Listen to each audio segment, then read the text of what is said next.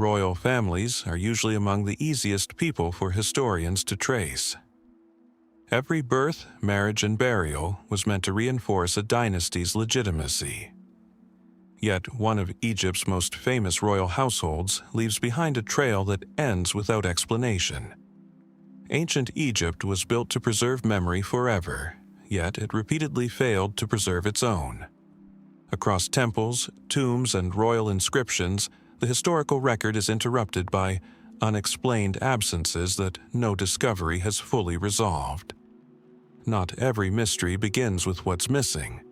Some begin with what's left behind, on the sunlit walls of the Amarna tombs, carved into limestone that has weathered more than 3,000 years of desert wind. A family stands frozen in an image unlike anything Egyptian art had produced before. Akhenaten and Nefertiti sit beneath the rays of the Aten, each ray ending in a small hand, and around them cluster their daughters, informal, affectionate, utterly unlike the rigid, distant royal portraiture of earlier dynasties. 6 girls are named across these reliefs: Meritaten, Meketaten, Ankesenpaten, Neferneferuaten, Tasherit, Neferneferura, and Setipenri. For a brief window in Egyptian history, we can watch this family grow up in stone. Then, one by one, the record thins. Meketaten's death is the clearest. A scene in the royal tomb at Amarna shows her parents mourning over what appears to be her body, likely around year 14 of Akhenaten's reign. It's a rare moment of unguarded grief preserved in official art. But the younger 3, Neferneferuaten Tasherit, Neferneferure, and Setipenre, simply stop appearing in inscriptions after a certain point. No death scene marks their passing. No tomb has been confidently identified for any of them. They are present in the record, and then they are not, and Egyptian sources offer no transition between the two. The 2 eldest daughters fare better, at least initially. Meritaten seems to have taken on prominent roles at court, possibly even a version of queenship during the chaotic transition after Akhenaten's death. Ankesenpaten's path is better known still. She likely became Ankesenamun, wife of Tutankhamun, one of the few Amarna children whose adult life we can trace with real confidence, even if her own later fate turns dark and uncertain in ways we'll return to elsewhere in this collection. But 6 daughters, by most reconstructions, were not the full extent of Akhenaten's children.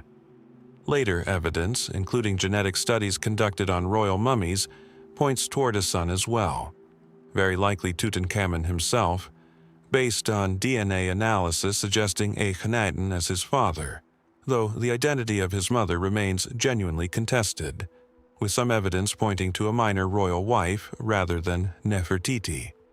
If Tutankhamun was raised partly outside the immediate spotlight of Amarna's most prominent family scenes, it raises a broader question this chapter is really built around.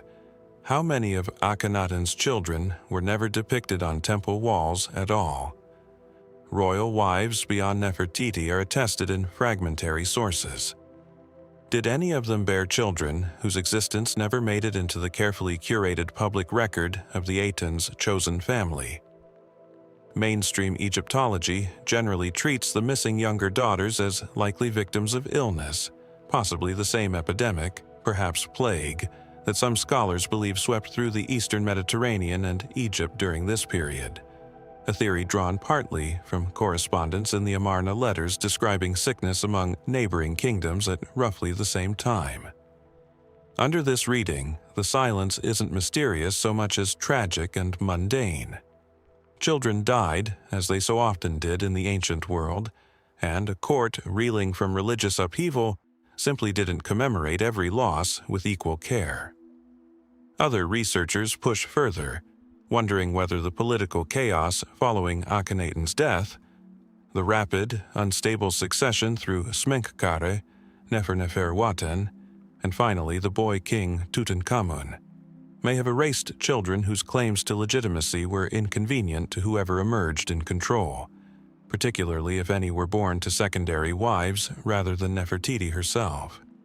What survives is a family portrait carved in unusual tenderness, and a set of children whose adult lives, in most cases, we simply cannot follow. How many were there, in truth? And how many of Akhenaten's sons and daughters left Amarna behind entirely? Their identities dissolved into the anonymous record of a court working hard to forget the revolution that raised them. 14 centuries before Akhenaten's daughters vanished from the temple walls of Amarna, another royal disappearance had already established a pattern Egypt would repeat again and again. A king present in the record one moment, and gone from it the next, with no explanation offered to the generations that followed.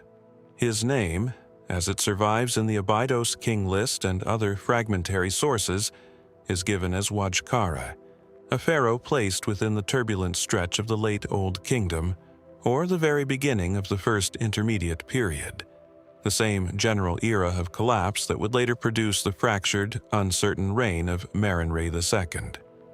Unlike Merenre II, whose father's extraordinarily long rule at least gives us a clear reason to suspect why his own reign might have been short and unstable, Wadjkare offers almost nothing by way of context. We don't know with confidence who his father was.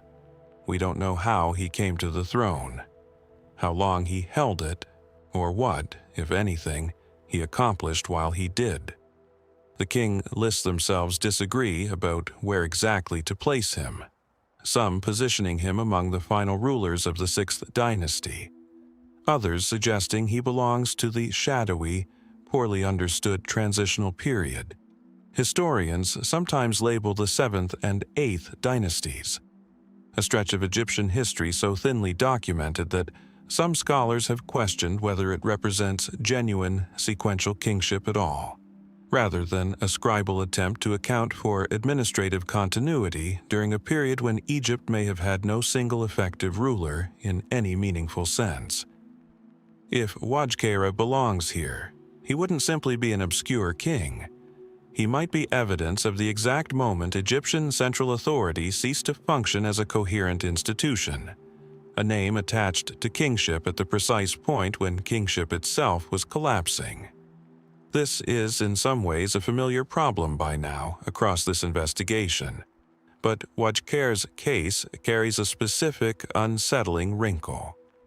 A small number of sources have proposed reading his name in connection with later literary references to political instability and betrayal at the close of the Old Kingdom, most notably passages within the instruction for Herakleopolis, that same remarkable text of political advice we explored earlier in this collection, in which a father warns his son about the dangers threatening the throne. Some Egyptologists have wondered whether certain oblique references within Old Kingdom and First Intermediate Period literary tradition to a king overthrown or a conspiracy against the crown might connect, however speculatively, to the same unstable window when Wadjkare's brief reign appears to fall. The evidence for this connection remains genuinely thin, resting more on chronological proximity than any direct textual link naming Wadjkare specifically. But the coincidence of timing has been enough to keep the question alive in specialist discussion. What makes Wadjkare different from many of the other obscure kings we've traced through this collection is the near-total absence of any physical monument bearing his name, independent of the king lists themselves. No confirmed inscription, no scarab, no fragment of a building project has been definitively attributed to him. He exists, for us, almost entirely as an entry in later chronological compilations, assembled by scribes working centuries after his reign, drawing on administrative records and traditions that have not themselves survived. This raises a question worth sitting with. How do we know he was real at all? In the sense of having genuinely exercised royal authority, rather than being a name preserved from some administrative record whose actual significance the later compilers may have misunderstood or overstated. The mainstream position treats Wadjkare's obscurity as broadly consistent with everything else we know about this collapsing period of Egyptian history. Central authority was disintegrating. Regional governors were accumulating independent power. Whatever administrative apparatus had once ensured a king's name and deeds were properly recorded and monumentalized was breaking down alongside the rest of the state. A brief, ineffective reign during exactly this collapse would naturally leave behind almost nothing. Not because anything was hidden, but because there was increasingly little functioning machinery left to do the recording in the first place. But other researchers, drawn to the tantalizing, unconfirmed connection with literary hints of betrayal and conspiracy at the close of the Old Kingdom, have wondered whether Wadjkare's near-total erasure reflects something more deliberate. A king whose brief hold on power ended not through the ordinary chaos of a collapsing administration, but through violence significant enough that his successors, or the officials who outlasted him, had genuine reason to make sure his name carried no lasting monumental weight. If true, this would place Wadjkare alongside other Egyptian kings throughout this investigation, whose disappearance seems to trace back not to accident, but to erasure. The evidence, it must be said, doesn't currently support this reading with any confidence. It remains speculation built on the shape of a silence, rather than anything the silence itself can confirm. What's left, ultimately, is a name recorded by scribes who lived centuries after Wadjkare's reign, attached to no confirmed monument, positioned uncertainly at the exact moment Egyptian kingship itself was beginning to unravel. Was he simply one more casualty of a collapsing state, too brief and too powerless to leave behind anything more substantial than his name? Or does his case preserve the faintest trace of a betrayal at the heart of the Old Kingdom's final days, one Egypt's later chroniclers remembered only well enough to record that a king named Wadjkare had once briefly existed? That same question, whether a silence in the record reflects accident or deliberate violence, finds far more direct evidence in a different case entirely, because in this one, we actually have the body. In 1886, in a cache of royal mummies discovered at Deir el-Bahari, Egyptologists found a coffin unlike any other in the collection. It bore no name. Its wooden surface was deliberately covered in plain white, undecorated wrapping, in stark contrast to the elaborately inscribed coffins of the kings buried around it. Inside lay the body of a young man, his face contorted, his skin discolored in a way that immediately suggested something had gone badly wrong in his final moments. Modern forensic analysis, including CT scanning conducted in the 21st century, has proposed a striking explanation. The body shows signs consistent with death by strangulation, and possibly with having been buried alive, wrapped in a goat skin, a material considered ritually unclean in ancient Egyptian burial practice and never used for a legitimate royal interment. This is widely believed to be the body of Pentawere, son of Ramesses III, and the central figure in one of ancient Egypt's most thoroughly documented palace conspiracies. The judicial papyrus of Turin, along with related trial documents, records a plot orchestrated by one of Ramesses III's secondary wives, Teti, aiming to assassinate the king and place her son Pentawere on the throne instead of the designated heir. The conspiracy reached deep into the palace, implicating harem officials, a butler, military officers, and even individuals responsible for medicine and magic, suggesting the plotters attempted more than one method of eliminating the king. Whether Ramesses III died as a direct result of the conspiracy has itself been debated for over a century, but the same CT scanning that examined Pentawere's mummy also revealed something conclusive about his father: a deep wound across the throat, consistent with a knife, likely the actual cause of the king's death, settling a question historians had argued over since the trial papyri were first translated. The trial records themselves are unusually direct about the fate awaiting the conspirators. Several were sentenced to death, and the documents describe some being permitted, or perhaps compelled, to take their own lives rather than face formal execution, a distinction that carried real significance in Egyptian belief, since manner of death and treatment of the body directly affected one's prospects in the afterlife. Pentawere himself, according to most interpretations of the trial documents, was among those given this option.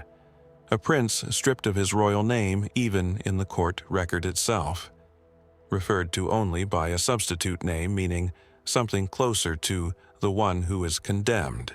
His original identity apparently erased from the legal proceedings as part of his punishment. If the unnamed goatskin-wrapped mummy from the Deir el-Bahari cache is indeed Pentawere, and the forensic evidence combined with the burial's unusual, deliberately punitive character makes this identification widely, though not universally, accepted, it would mean we possess something genuinely rare in this investigation. Not just a name attached to a fate, but physical, forensic confirmation of how that fate actually played out. And yet, even with a body in hand, real uncertainty remains. What, precisely, killed him? Strangulation and live burial appear as competing, or possibly complementary, interpretations of the forensic evidence, with different researchers weighing the CT scan findings differently. Was this the mercy of self-administered death the trial papyri suggest, or something considerably more violent imposed upon him? The mainstream reading treats Pentawere's fate as a documented, if brutal, example of Egyptian royal justice functioning exactly as the trial papyri describe. A conspiracy uncovered, conspirators tried, and a prince who had aimed for his father's throne stripped of his name and given, at best, a controlled and ritually punitive death rather than the honors any legitimate son of a pharaoh would ordinarily receive. The goatskin wrapping and unmarked coffin, in this view, aren't mysterious so much as intentional. A calculated, final humiliation, denying Pentawere the funerary rites that would have secured him a favorable afterlife, precisely because his crime against his own father demanded exactly that consequence. But questions persist around the edges of even this well-documented case. The trial papyri, detailed as they are about the conspiracy's mechanics and the punishments handed down to various officials, remain frustratingly vague about certain specifics, including the exact circumstances of Pentawere's own final moments.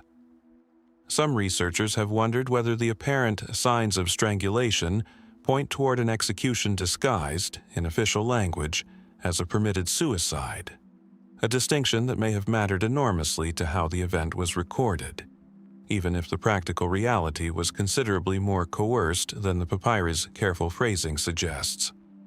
What remains, preserved in linen and goatskin at Deir el-Bahari, is among the most complete physical records this investigation has encountered. A face, a wound, a punishment inscribed not in stone, but directly onto a body denied its name. Did Pentawere die exactly as the trial documents imply, accepting a controlled end in place of formal execution, or does his contorted expression, sealed away in an unmarked coffin for over 3,000 years, preserve the memory of something considerably more violent than Egypt's official record was ever willing to write down? More than 12 centuries before a strangled prince was sealed into an unmarked coffin at Deir el-Bahari, another royal death had already raised the same unsettling question later Egyptian trial papyri would eventually answer in writing. What happens when the person threatening the king's life is someone inside the palace walls? At Saqqara stands the Pyramid of Teti, founder of the 6th Dynasty, and the first king to be buried in this particular necropolis. His monument now heavily ruined, but still containing, within its inner chambers, some of the earliest known pyramid texts, funerary spells intended to secure a king's safe passage into the afterlife. Teti's reign itself is reasonably well documented by Old Kingdom standards. Inscriptions confirm a functioning administration, continued building activity, and diplomatic and economic relationships consistent with a stable, functioning 6th Dynasty court. This makes what ancient tradition claims happened to him considerably more startling than the thin, fragmentary evidence surrounding many of the obscure kings explored elsewhere in this investigation. The claim comes from Manetho, the Egyptian priest writing in Greek many centuries after Teti's actual reign, whose historical work survives today only in fragments quoted by later classical authors. According to Manetho's account, Teti was murdered by his own bodyguards. It's a striking, specific claim, naming not a foreign enemy or a rival claimant to the throne, but the very men whose entire function was to protect the king's life, turning against him instead. If true, it would represent one of the earliest documented instances of palace assassination in Egyptian history, predating the far better attested Ramesses III conspiracy by well over 1,000 years. And yet, the contemporary Egyptian record from Teti's own era offers no confirmation of this account whatsoever. No inscription describes a conspiracy, no trial documents, of the kind that would later record the fate of Ramesses III's assassins in such vivid detail, survive from Teti's reign to corroborate or contradict Manetho's much later claim. The pyramid itself gives no indication of anything unusual about the way its owner died, at least nothing that Egyptologists examining the structure and its inscriptions have been able to identify.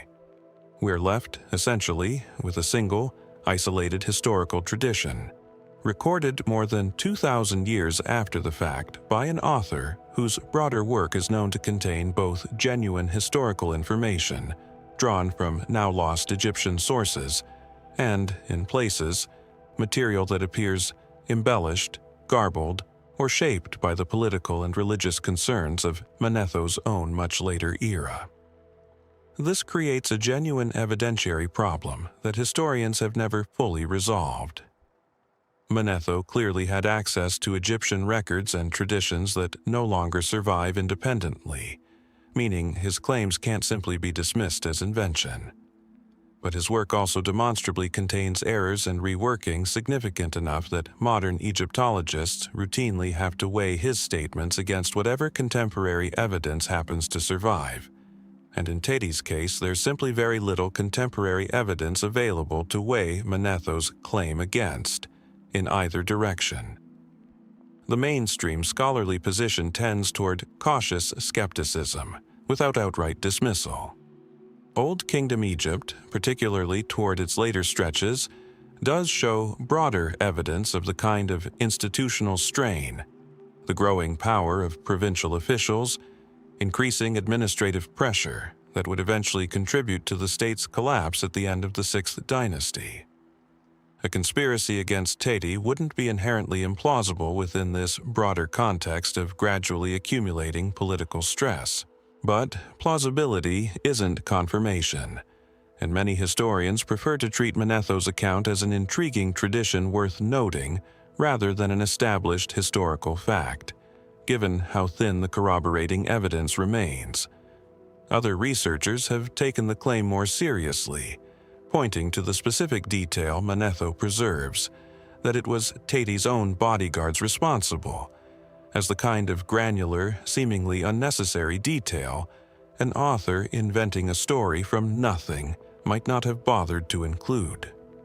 Fabricated traditions, this reasoning goes, tend toward vague, dramatic generalities rather than specific claims about which category of palace official carried out a killing.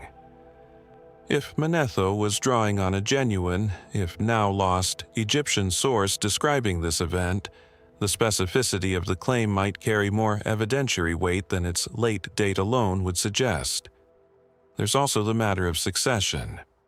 Teti's successor is a subject of some debate in its own right, with a shadowy, poorly attested king sometimes called Userkare, appearing in some reconstructions as an intervening ruler between Teti and his eventual, better documented heir Pepi I's, Pepi Seku's own father. Some historians have wondered whether Userkare's brief, uncertain reign might itself connect to the circumstances surrounding Teti's death, a possible usurper's interlude before power returned to Teti's intended line. The evidence connecting these two puzzles remains speculative and far from settled. What survives, in the end, is a pyramid whose stones speak fluently about the afterlife Teti hoped to secure, and almost nothing about how he actually left this world to seek it.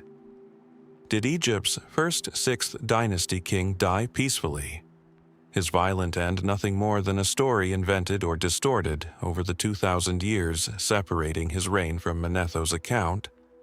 Or does that account preserve a genuine memory, however fragmentary, of the very first time an Egyptian king's own protectors turned against him, a pattern history would repeat, with far more evidence, over 1,000 years later?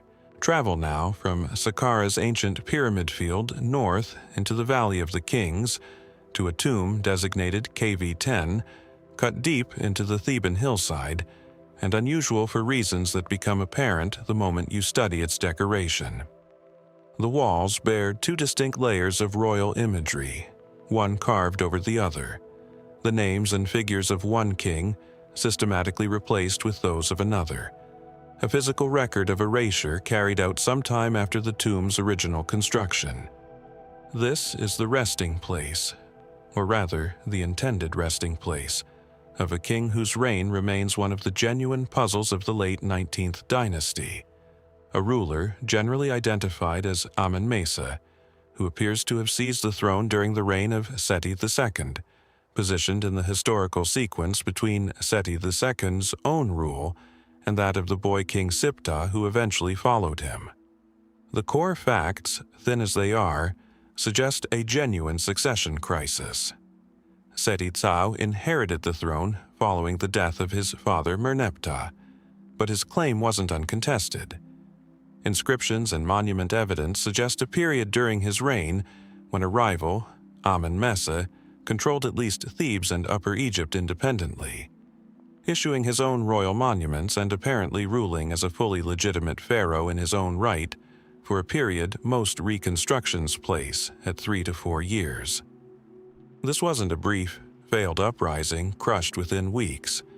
It was a sustained, functioning rival kingship, complete with its own building projects and administrative record, operating in direct competition with Seti II's own claim to the same throne. What we don't know, and what the physical evidence at KV-10 makes so viscerally apparent, is how this rivalry actually resolved.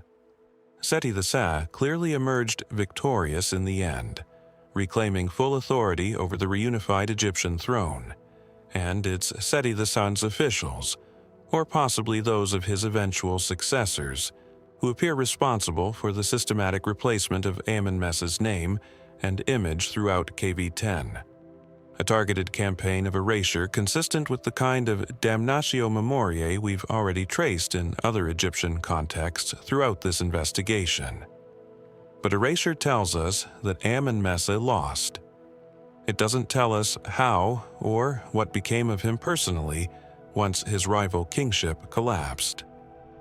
Was Amenemhat killed in the fighting that presumably accompanied Seti II's reassertion of control over Upper Egypt? Was he captured and executed, following the same kind of formal, documented process we saw applied centuries later to Pentawere and his fellow conspirators? Or did he simply flee, disappearing from the historical record entirely once his political and military position became untenable? His ultimate fate is unknown to Seti II's own court as it remains to us today. The Egyptian record, so meticulous about erasing Amenemhat's monumental presence, is entirely silent about the man's actual, personal end. The question grows more complicated still when we consider Amenemhat's possible identity.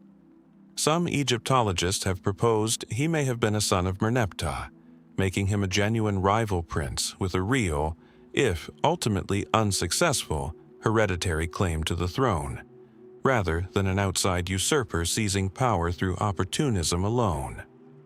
If this identification is correct, the conflict between Amenemhat and Seti II wouldn't simply be a case of rebellion against a legitimate king, but something closer to a civil war between rival claimants within the same royal family, each potentially possessing a genuinely defensible claim to Merneptah's inheritance.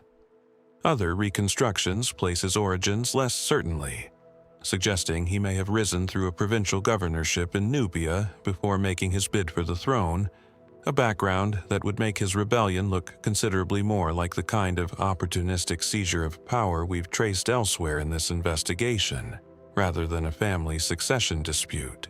This uncertainty about his origins connects directly to the uncertainty about his end.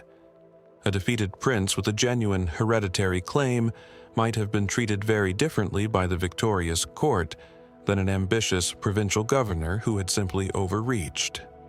The former might have warranted careful, quiet handling to avoid destabilizing the royal family's own internal legitimacy, while the latter could potentially have been dealt with more publicly, as a straightforward case of rebellion justly punished. Without confirming which scenario actually applies, historians are left reconstructing Amenemhat's likely fate largely through inference and analogy to better documented cases elsewhere in Egyptian history, rather than through any direct evidence specific to his own case. What KV-10 preserves, in its two overlapping layers of royal decoration, is proof of victory without any record of what that victory actually cost the man who lost. Amenemhat ruled independently for years, commanded the resources to commission his own royal tomb, and then vanished from history so completely that even the manner of his defeat remains a matter of scholarly reconstruction rather than documented fact. Did Amenemhat die in battle, defending the throne he'd held for years against Seti II's returning forces? Was he captured and quietly eliminated, his fate deliberately excluded from a record already busy erasing every trace of his name from the monuments he'd left behind? Or did he escape the collapse of his rival kingdom entirely, disappearing into a life the Egyptian court had no further interest in tracking, his ultimate end as unknown to his own contemporaries as it remains to us, staring at the overwritten walls of a tomb he was never able to call his own? A rival kingship contained within a single tomb's overwritten walls is one thing. A rival kingship that split all of Egypt in two for the better part of a generation is another matter entirely.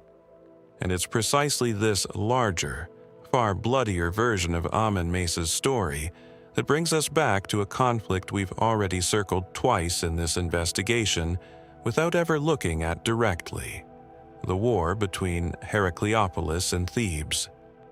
We've met the northern side of this conflict already through the instruction for Herihor, that remarkable text of political advice from a Herakleopolitan king to his son, and through the still unresolved question of what became of Herihor himself once Thebes finally prevailed.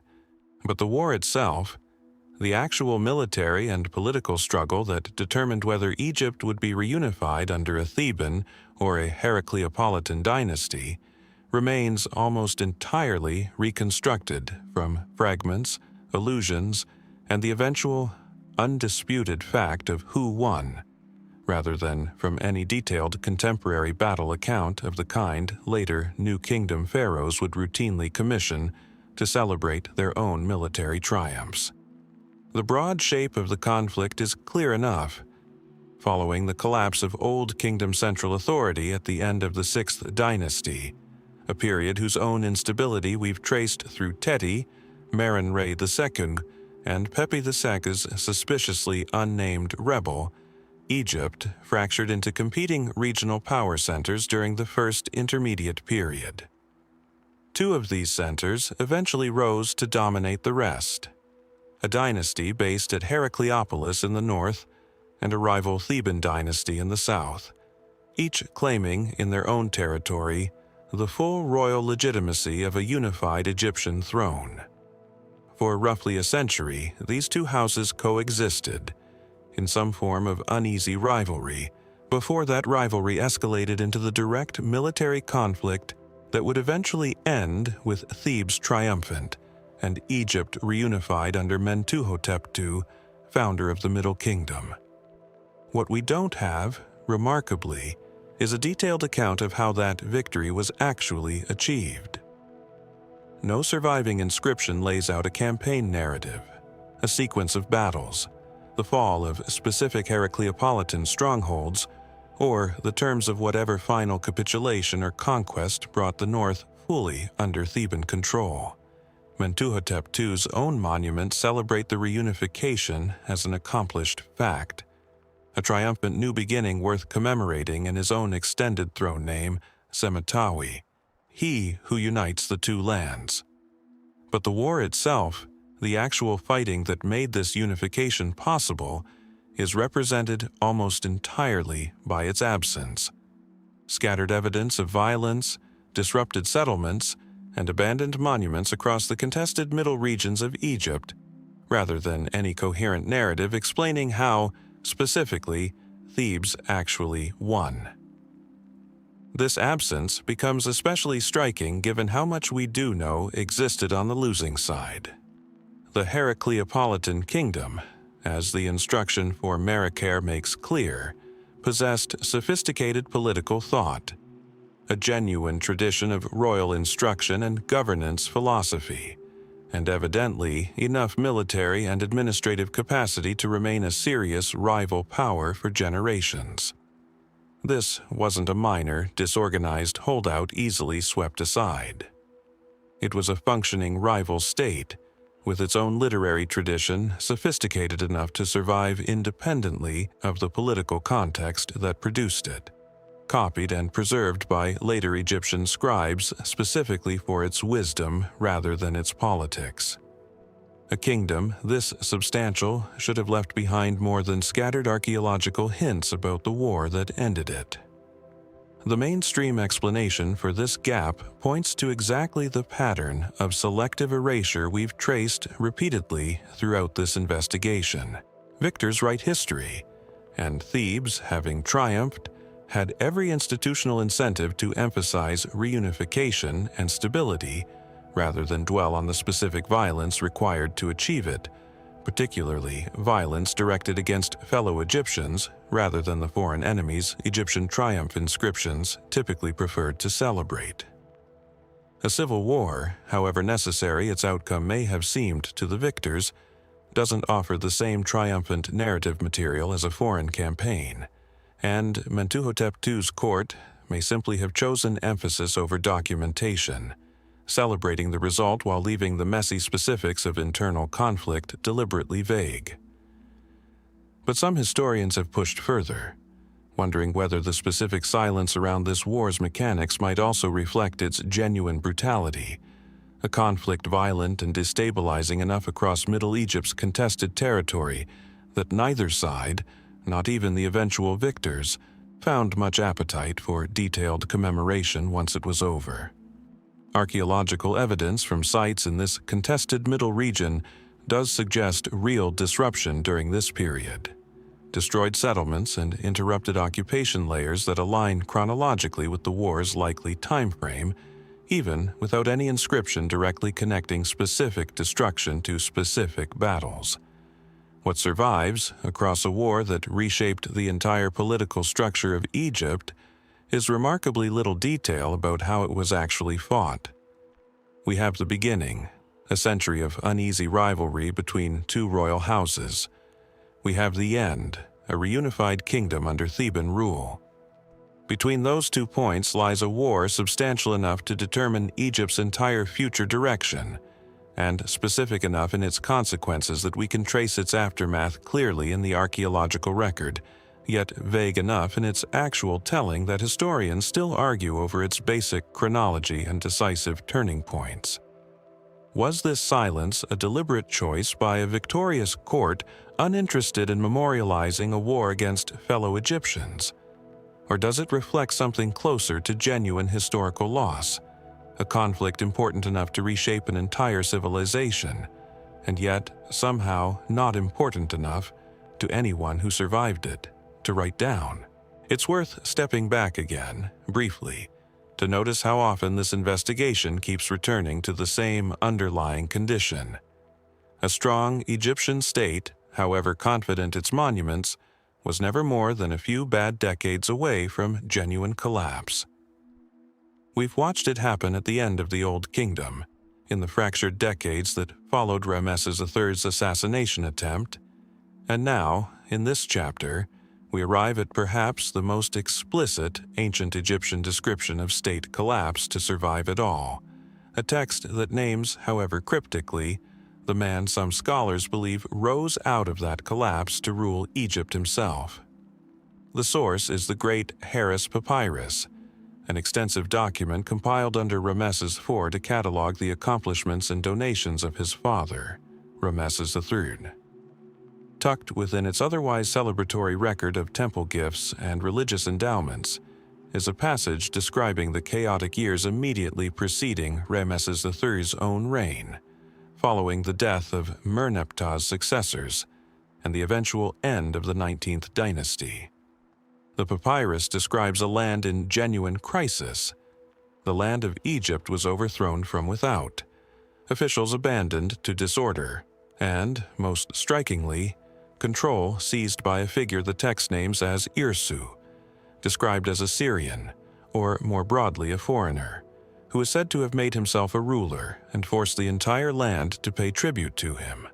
This is a remarkable claim on its own terms. Egyptian royal texts were not in the habit of admitting that foreign, non-Egyptian individuals had seized genuine control over the country, even temporarily, and even as a rhetorical device meant to emphasize the restored order Ramesses III's own dynasty subsequently brought.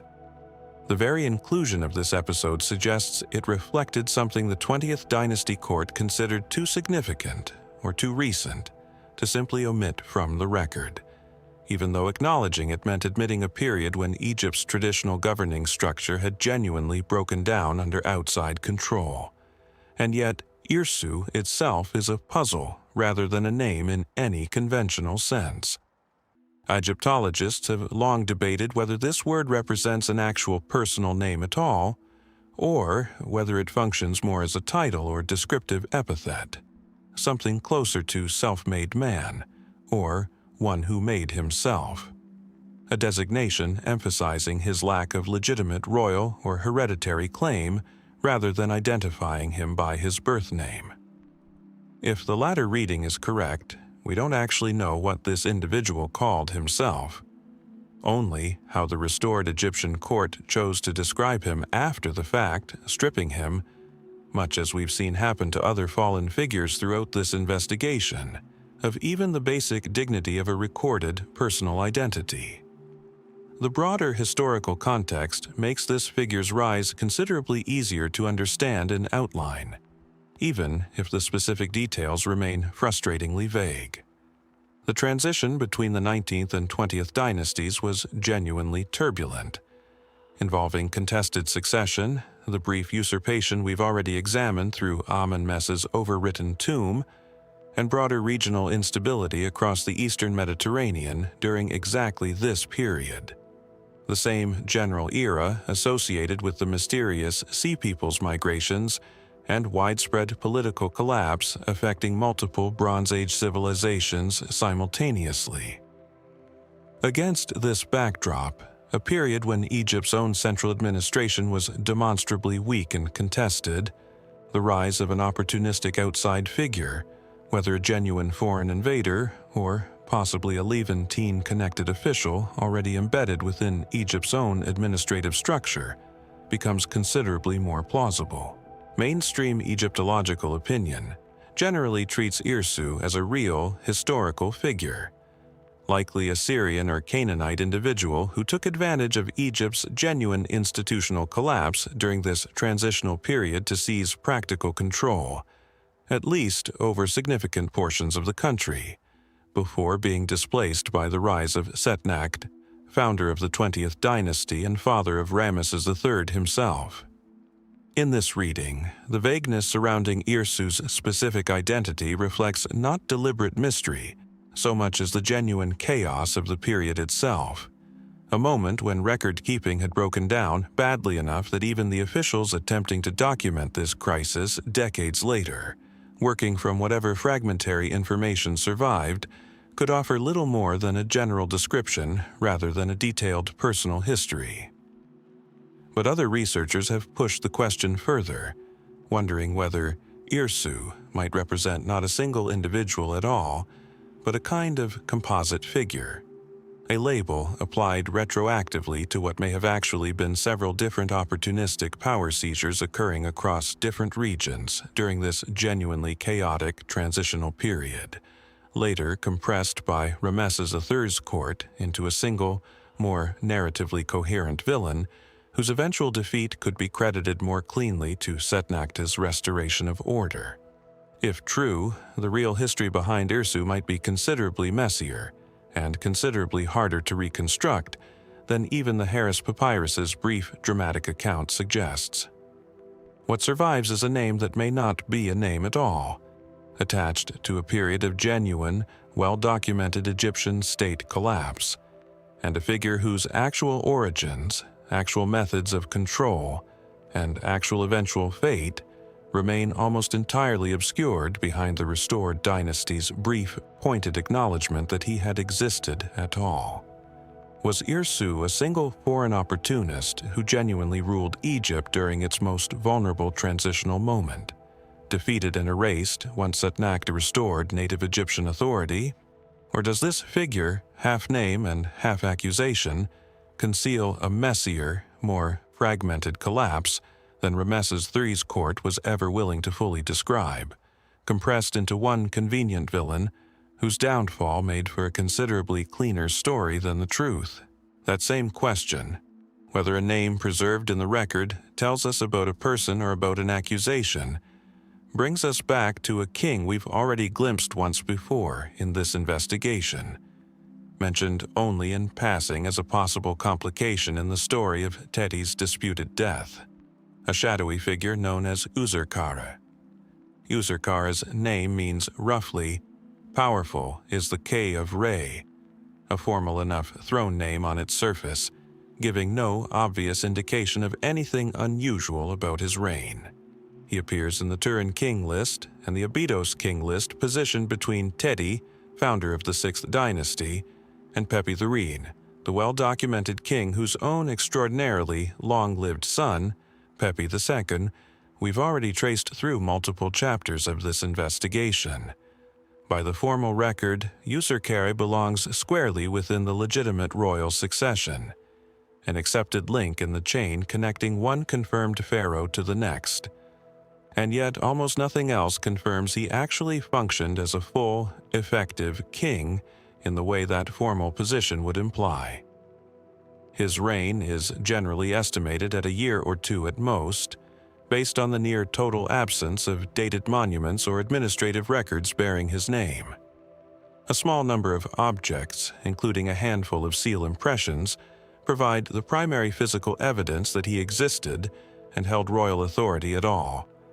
Evidence considerably thinner than what we have for many other 6th dynasty rulers of the period, including, notably, both the king who preceded him and the king who followed. This gap becomes especially significant when placed alongside the tradition, drawn from Manetho and explored in an earlier chapter of this investigation, that Teti was murdered by his own bodyguards. If that tradition holds any genuine historical memory, Userkare's brief, thinly attested reign positioned immediately afterward becomes considerably more suggestive.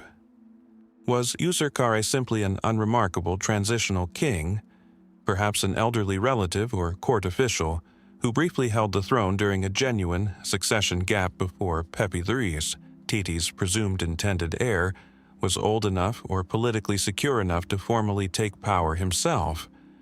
Or does his placement, immediately following a king Egyptian tradition specifically remembered as having been assassinated, suggest something considerably more direct?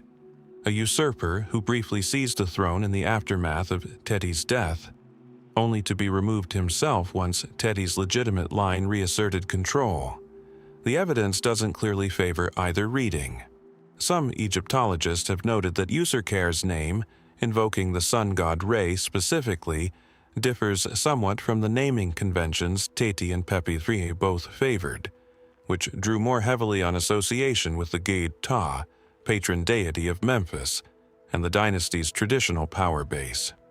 This difference has led some researchers to wonder whether Userkare represented a genuinely different faction at court, perhaps one connected to a rival priesthood or power center favoring solar religious tradition over the Memphite establishment Teti and Pepi both appear to have championed. If true, Userkare's brief reign might reflect an actual conflict over the ideological as well as political direction of the 6th Dynasty court, rather than a simple, uncontested transitional gap.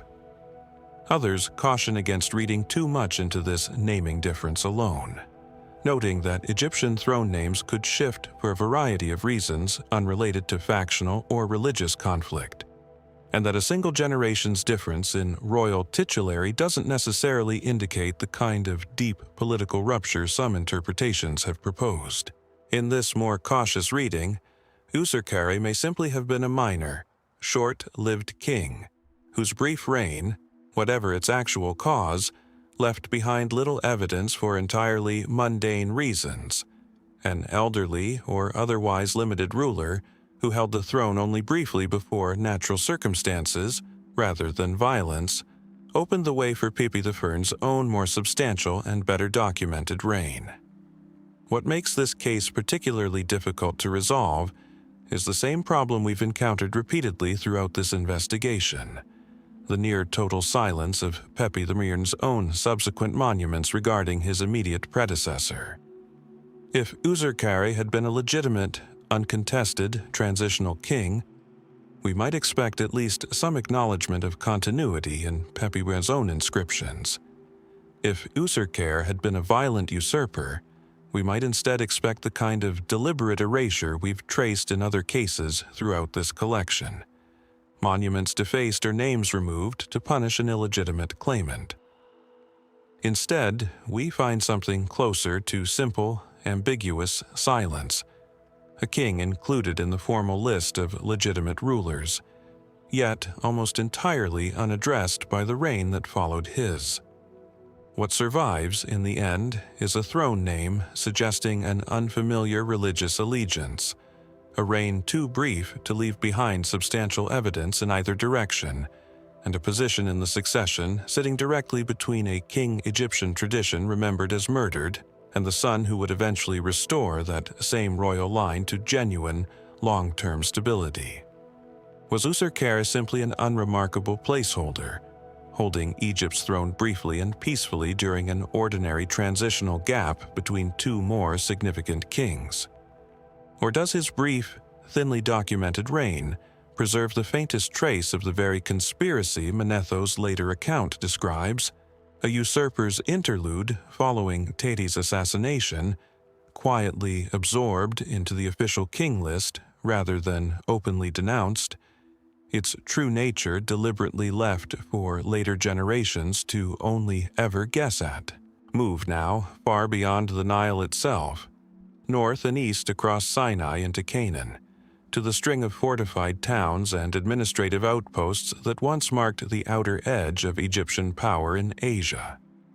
Sites like Beth Shean, Gaza, and Megiddo have all yielded Egyptian inscriptions, administrative seals, and garrison remains confirming that, for roughly 3 centuries during the New Kingdom, Egypt didn't just raid or influence this region. It governed it through a genuine imperial system of vassal city-states, military garrisons, and tribute obligations built up through the conquests of kings like Thutmose III, and maintained, with varying intensity, across the reigns that followed him. Then, by the end of the 20th dynasty, it was gone, not conquered by a rival power in any single documented campaign, not lost in one climactic battle an Egyptian scribe felt compelled to record. Egypt's Asiatic empire simply contracted, garrison by garrison, until the elaborate network of control that had once stretched deep into the Levant had withdrawn almost entirely back to Egypt's own traditional borders, leaving behind administrative buildings, inscribed monuments, and Egyptian material culture that the archaeological record shows being abandoned rather than defended. This absence of any single dramatic account is, in its own way, the central mystery here. Egyptian pharaohs were rarely shy about recording their military triumphs, even exaggerated or entirely fictional ones, as anyone familiar with Ramesses II's own creative retelling of the inconclusive Battle of Kadesh already knows well. If Egypt's Levantine Empire had fallen to a specific, identifiable conqueror in a specific dramatic campaign, we would expect some trace of that event, if not from Egypt's own defensive record, then at least from whichever rising power eventually replaced Egyptian administration in the region. Instead, the withdrawal appears gradual, uneven, and largely unrecorded on either side, garrisons apparently reduced in scale, then abandoned, then simply left to decay, across a time frame that remains difficult to pin down with real precision. The broader historical context offers several converging explanations, none of which fully accounts for the total absence of any documented turning point. This withdrawal overlaps chronologically with the same period of Eastern Mediterranean-wide upheaval associated with the Sea Peoples' migrations, a series of population movements and coordinated or uncoordinated attacks that destabilized numerous Bronze Age civilizations simultaneously, contributing to the collapse of the Hittite Empire, the destruction of numerous Levantine and Anatolian cities, and genuine crisis even within Egypt itself, including the very conflicts against Ramesses III's own reign that produced the Irsu episode explored earlier in this collection. Against this backdrop, a gradual Egyptian withdrawal from expensive, difficult-to-maintain overseas garrisons makes considerable practical sense. A rational contraction by a state focused increasingly on defending its own core territory rather than projecting power outward into an increasingly chaotic and dangerous region. Economic strain offers a related, complementary explanation. Maintaining garrisons, administrative outposts, and tribute collection systems across a genuine overseas empire required sustained resources, precisely the kind of resources a 20th dynasty Egypt already struggling with internal instability, harem conspiracies, and, as later papyri document, even labor strikes among royal tomb workers over delayed grain payments, may have simply found increasingly difficult to spare.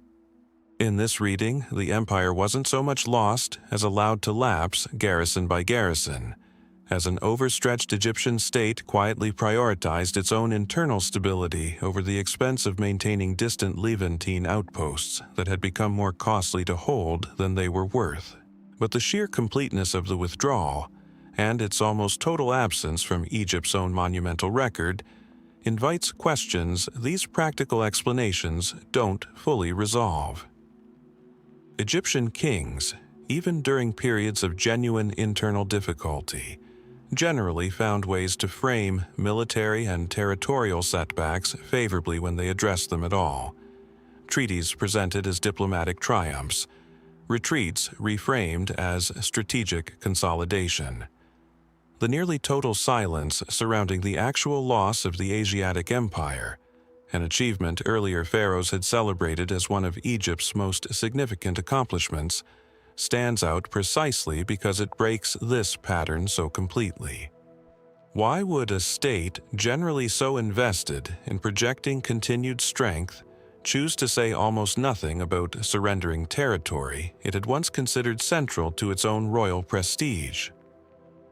Some historians have proposed that the withdrawal may have been experienced, at the time, less as a single loss to be explained than as a long, almost imperceptible drift. Each individual garrison reduction or administrative pullback seeming minor and locally justified in the moment, with no single Egyptian official or pharaoh ever recognizing or wanting to acknowledge the full cumulative scale of what was actually being surrendered, until the process was essentially already complete. Others have wondered whether internal Egyptian instability during this same period, the same conditions that produced Irsu's brief seizure of power, and the broader chaos Ramesses III's reign was forced to navigate, left the state genuinely unable to properly document a foreign policy collapse. It was simultaneously too consumed by domestic crisis to fully process or record. What remains, scattered across abandoned administrative buildings from Gaza to Beth Shean, is physical proof of an empire that once was, and almost no textual explanation for how, precisely, or exactly when it stopped being one. Did Egypt's Asiatic empire collapse gradually under the combined weight of regional catastrophe and internal economic strain? Its loss too diffuse and too slow-moving for any single scribe to ever properly narrate?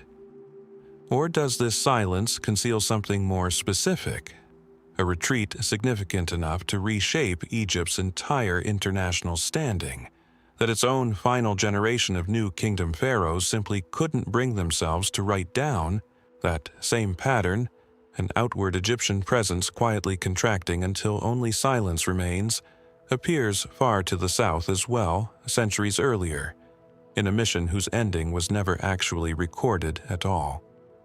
We've encountered Yam once already in this broader body of work, through Harkuf's celebrated expeditions and his fourth, strangest journey south to retrieve a dancing dwarf for the boy king Pepi II. But Harkuf's account, remarkable as it is, describes only the expeditions that succeeded, the ones where a governor of Elephantine returned safely with goods, diplomatic relationships intact, and a story worth carving into his own tomb wall. Egyptian and Nubian trade with the region likely continued for generations after Harkuf's own career ended, an established route running deep into the south, into territory whose exact location, whether in modern Sudan or possibly further still, remains debated by historians and archaeologists to this day. And it's precisely because this route was so well established, so apparently routine by the later Old Kingdom, that one particular reference stands out as genuinely unsettling. Evidence, thin but real, of at least one expedition sent toward Yam that appears never to have returned at all. The evidence here is fragmentary in a way that makes firm conclusions difficult. Later, administrative references and fragmentary inscriptions from the declining years of the Old Kingdom mention personnel and goods dispatched toward the south, following established Nubian trade protocols, without any corresponding record confirming their safe arrival back in Egypt. Unlike Harkuf's own detailed celebratory account, complete with named officials, described goods, and even a royal letter preserved for posterity, these later references exist mostly as administrative loose ends, resource allocations and personnel assignments that simply stop appearing in subsequent records, with no follow-up documentation explaining whether the mission succeeded, failed, or simply dissolved into the same kind of institutional silence we've traced across so much of Egypt's declining Old Kingdom bureaucracy. Why would this matter, beyond a single lost caravan somewhere in Nubian history? Because the timing of this apparent disappearance appears to coincide with exactly the period of Old Kingdom collapse we've already traced through Teti's disputed assassination, Merenre II's suspiciously brief reign, and Pepi II's own extraordinarily long rule giving way to genuine administrative breakdown.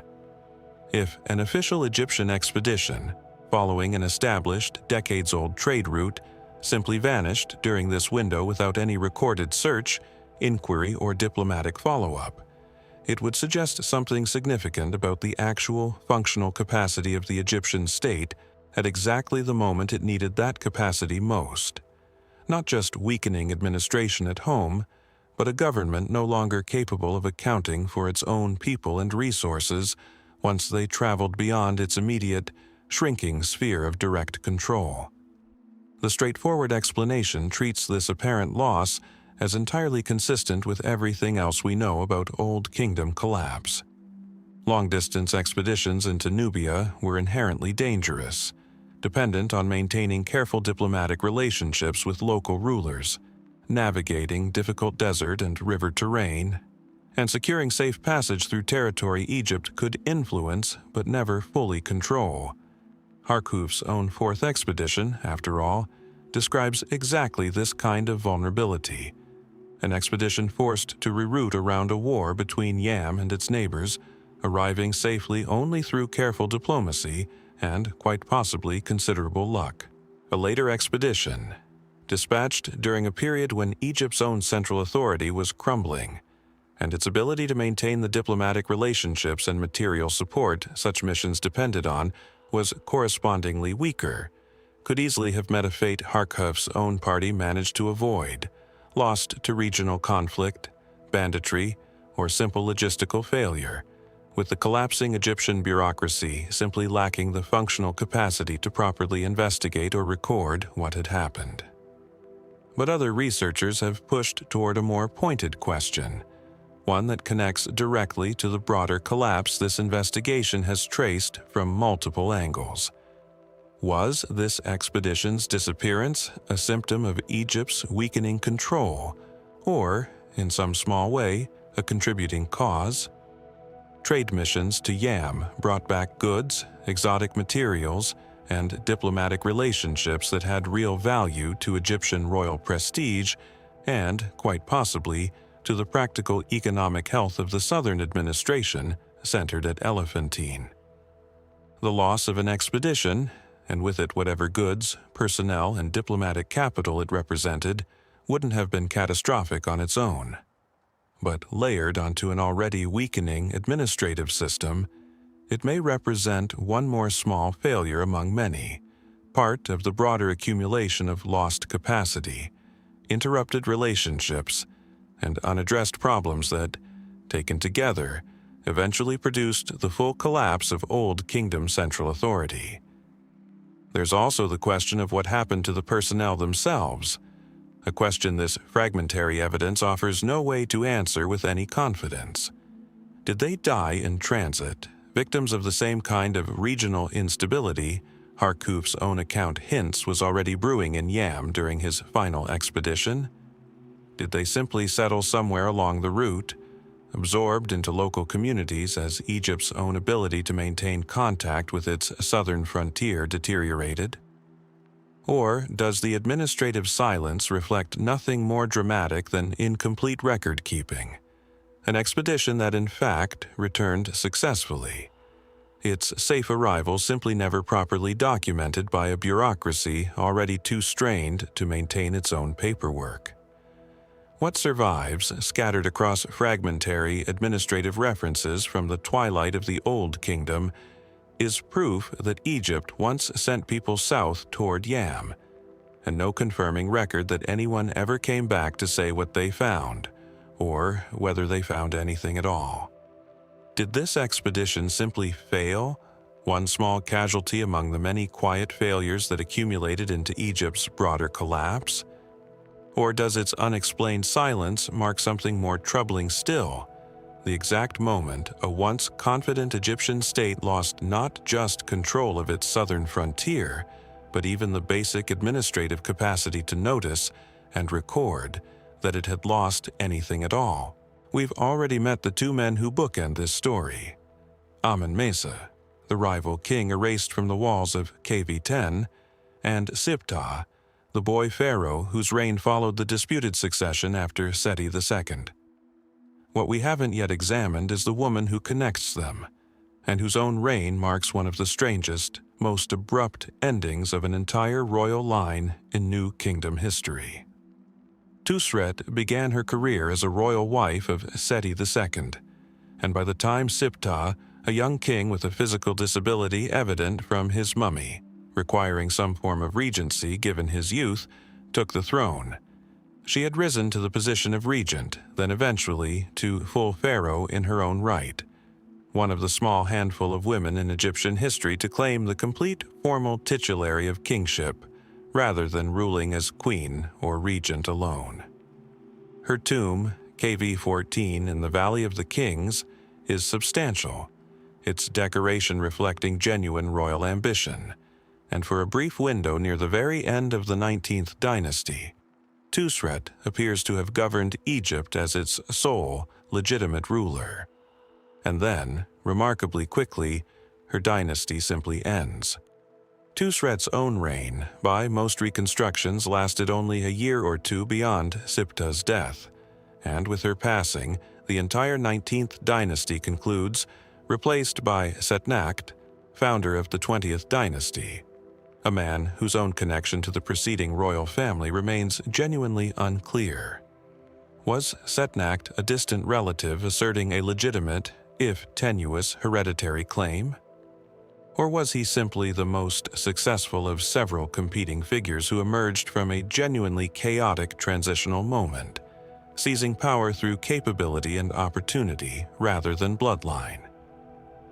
The great Harris Papyrus we've already examined in connection with the Irsu episode addresses this same transitional period, describing Egypt as having fallen into disorder before Setnakhti's rise restored proper governance.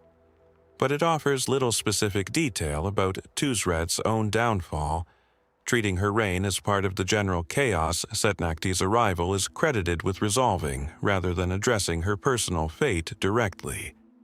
This vagueness is worth sitting with, because Twosret's tomb itself preserves physical evidence of exactly the kind of contentious ending her brief, ambiguous historical record leaves us to wonder about. KV-14 shows clear evidence of usurpation and modification, her own name and image in places overwritten or altered, consistent with Setnakht's court working to establish its own legitimacy at least partly at her expense, even as portions of her original decoration and titulary were, apparently, left standing rather than completely erased in the manner we saw applied so thoroughly to Amenemhat. This partial, inconsistent treatment is itself puzzling. If Setnakht's rise represented a straightforward, hostile overthrow of Twosret's legitimate rule, we might expect the kind of total erasure campaign we've traced in other cases throughout this investigation. Instead, the evidence suggests something messier, an ending that involved genuine displacement and monumental modification, but not the complete systematic destruction of her memory that outright violent usurpation typically produced elsewhere in Egyptian history. The mainstream reconstruction treats Twosret's downfall as the natural, if abrupt, consequence of a genuinely precarious political position. She had risen to power through her connection to Seti II and her regency over the young, physically disabled Siptah, rather than through an independent hereditary claim of her own. Once Siptah died and her own brief independent reign began, she may have faced exactly the kind of legitimacy challenges any regent-turned-pharaoh, and particularly any woman claiming full kingship in a system generally reserved for men, would have encountered from ambitious rivals within the court and military. Setnakht, in this reading, wasn't necessarily a violent conqueror so much as the most successful of several court factions maneuvering to fill a genuine power vacuum once Twosret's own tenuous claim to sole rule proved unsustainable. But the specific brevity of the transition, an entire dynasty concluding within what may have been mere months of Twosret's own reign beginning in earnest, and the ambiguous physical evidence at her tomb, has led some researchers to propose a more direct confrontation.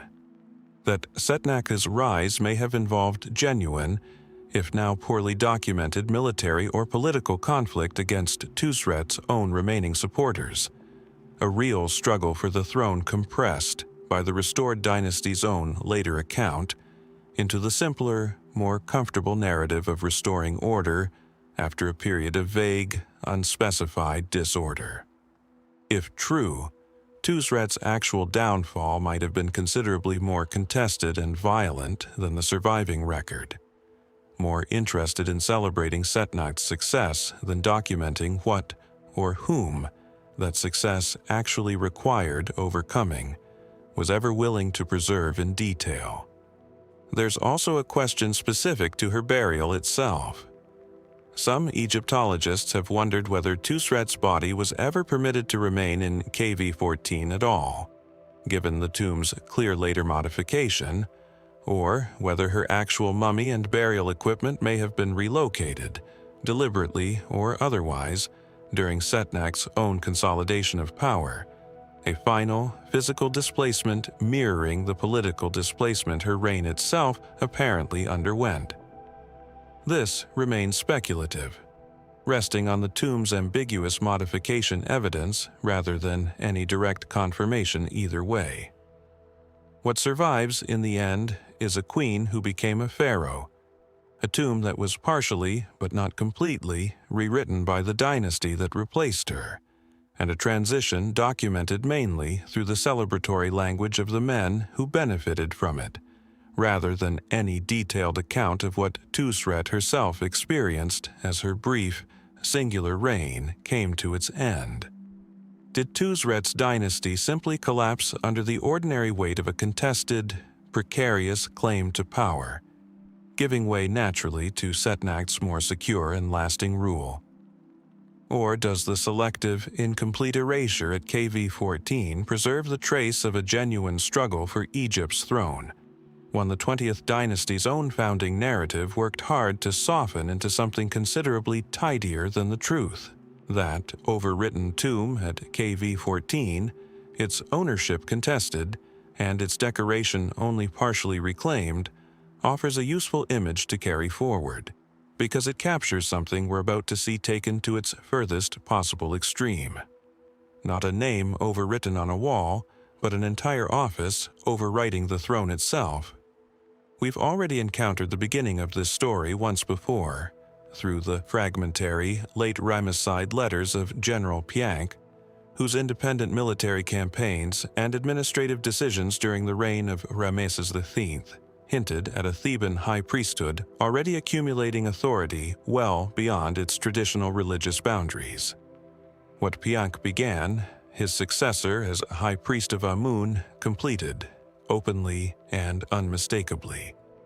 On the inner walls of the Temple of Khonsu at Karnak, reliefs commissioned during this same transitional period depict a man named Herihor wearing the royal uraeus, the cobra emblem traditionally reserved exclusively for the pharaoh himself, and enclosed within a royal cartouche, the formal hieroglyphic marker denoting genuine kingship. Precisely the visual language no Egyptian high priest, however powerful, had ever before been permitted to claim for himself. This is worth pausing on because it represents something genuinely unprecedented in the long history of Egyptian kingship as an institution. Powerful officials, viziers, generals, and high priests had certainly wielded enormous practical influence throughout Egyptian history, and we've traced several such figures across this investigation, from Anku's apparent multi-generational grip on the vizierate during the chaotic 13th dynasty to Piank's own increasingly independent military authority. But none of them had claimed the actual visual and titular trappings of kingship itself, while a nominal pharaoh, Ramesses X, was still, at least in theory, alive and reigning. Herihor's Karnak reliefs don't simply show a powerful official standing near royal authority. They depict him claiming it directly. In the same formal register, Egyptian art had reserved for legitimate pharaohs for well over 2,000 years. And yet Ramesses X's own reign continued, at least nominally, in the north, his name still appearing in dating formulas and administrative records from Lower Egypt, even as Herihor's Theban inscriptions styled him with full royal titulary in the south. This produces a situation without clear precedent or clean explanation. Two men in different regions of the same theoretically unified kingdom, both carrying markers of legitimate kingship simultaneously, with no surviving document explaining how or whether this arrangement was formally negotiated, contested, or simply allowed to develop through gradual accumulation of practical authority translated, eventually, into open symbolic claim.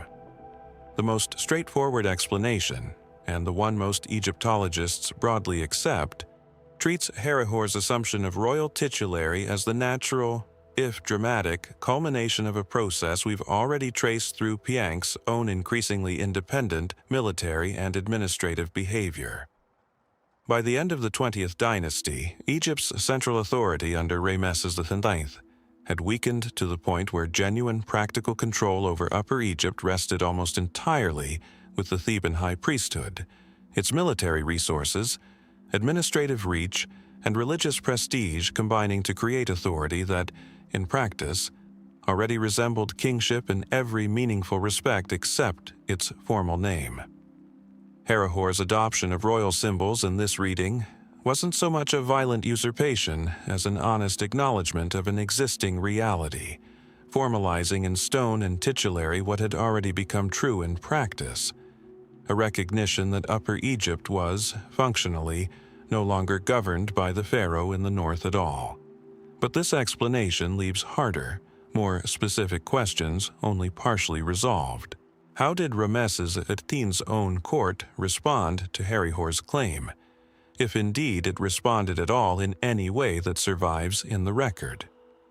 Did the northern pharaoh formally acknowledge this southern arrangement? Perhaps as a pragmatic recognition of political reality he lacked the resources to challenge directly.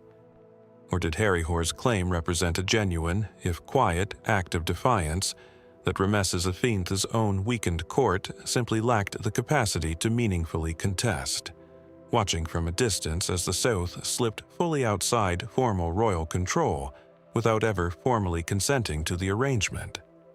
The complete absence of any northern Egyptian response to Herihor's remarkable claim, positive or negative, is itself among the most puzzling aspects of this entire episode.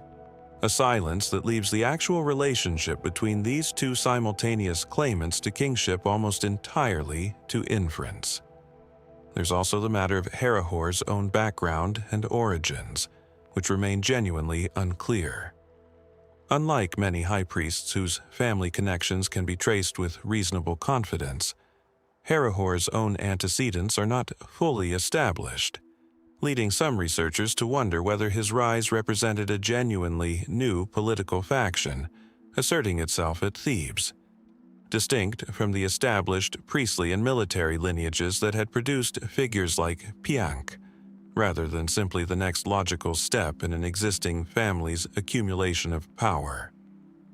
If Herihor arrived at the high priesthood through a less conventional path, his willingness to claim full royal titulary, a step none of his predecessors had taken despite holding comparably significant practical authority, might reflect not just accumulated institutional power, but a specific personal ambition or political calculation that the surviving fragmentary record simply doesn't let us fully reconstruct. What survives at the Temple of Khonsu, carved into stone with unmistakable royal iconography, is proof that a high priest once claimed the full formal identity of a pharaoh while an actual pharaoh, however weakened, still nominally reigned elsewhere in Egypt. This wasn't gradual erasure of one figure by another, the pattern we've traced so often throughout this investigation. It was open, simultaneous, unresolved duality, two kingships operating side by side, with no surviving text explaining how Egypt's court, or its people, made sense of the arrangement that broke so completely with everything Egyptian kingship had traditionally claimed to be. Did Herihor's assumption of royal titulary represent an honest, even necessary, formalization of authority he already held in practice, quietly accepted by a diminished northern court with no capacity to resist? Or does the silence surrounding this extraordinary claim conceal a genuine rupture in Egyptian kingship itself, the moment the fiction of a single, unified pharaoh finally became impossible to maintain, even in the careful, curated language of official monumental record? We've already met Siptah, the boy king whose physical disability required a regency, and Twosret, the regent who eventually became pharaoh in her own right after his death. What we haven't yet examined is the man widely believed to have placed Siptah on the throne in the first place, a foreign-born official whose meteoric rise, and even more abrupt destruction, remains one of the most genuinely startling stories of the entire 19th dynasty's collapse. His name was Bey, and he held the title of Chancellor, the same significant administrative office we've already traced through the very different career of Rekhmir's unfinished New Kingdom tomb. But where Rekhmir's authority derived from generations of established Egyptian officialdom, Bey's origins appear to have been considerably more unusual. Several inscriptions and later sources describe him as being of Assyrian origin, a detail that, much like the linguistic puzzle surrounding King Kenjer's own possibly Semitic name centuries earlier, places him among a small number of documented figures whose non-Egyptian background didn't prevent, and may even have facilitated, extraordinary rise within Egypt's own governing hierarchy. Bey's actual influence during Siptah's reign appears to have been immense, arguably exceeding that of the young king himself, given Siptah's own physical limitations and likely youth at the time of his coronation. Some inscriptions from this period describe Bey in terms that come remarkably close to co-regency, a private stela even referring to him as having been instrumental in establishing Siptah on the throne at all, language suggesting Bey saw himself, or wanted to be seen, as something considerably more than an ordinary administrator serving at royal pleasure. He commissioned his own tomb in the Valley of the Kings, designated Khovi 13, an extraordinary honor for a non-royal official, let alone one of foreign origin, placing him in the same sacred burial ground traditionally reserved almost exclusively for kings and their immediate family. And then, with a suddenness the surviving record barely explains at all, Bey disappears from Egyptian administrative life entirely.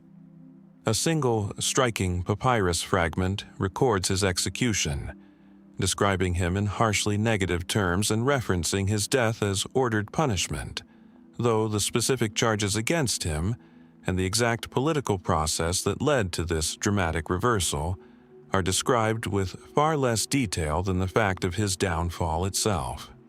One of the most powerful men in Egypt, someone who had apparently helped install a pharaoh and built himself a tomb among Egyptian kings, was, within what appears to have been a remarkably short span of time, put to death by the same court structure he had so recently dominated. This is, in some ways, the sharpest and most compressed version of a pattern we've traced repeatedly throughout this investigation. Extraordinary power followed by silence or violence, with almost nothing surviving to explain the transition between the two. But Bey's case carries a specific intensity that sets it apart even from figures like Pentawere or the unnamed rebel Weni fought against under Pepi II. Those earlier cases involved genuine ambiguity about the accused's actual guilt or innocence. Bey's downfall, by contrast, comes with an explicit, if frustratingly vague, official condemnation, language making clear that whatever happened, Egypt's court considered his fall thoroughly deserved and worth commemorating in its own right, even while declining to specify precisely what crime justified such swift and complete destruction. The mainstream reading treats Bey's fall as a predictable, if dramatically compressed, consequence of exactly the kind of overreach his own tomb-building and quasi-royal self-presentation invited.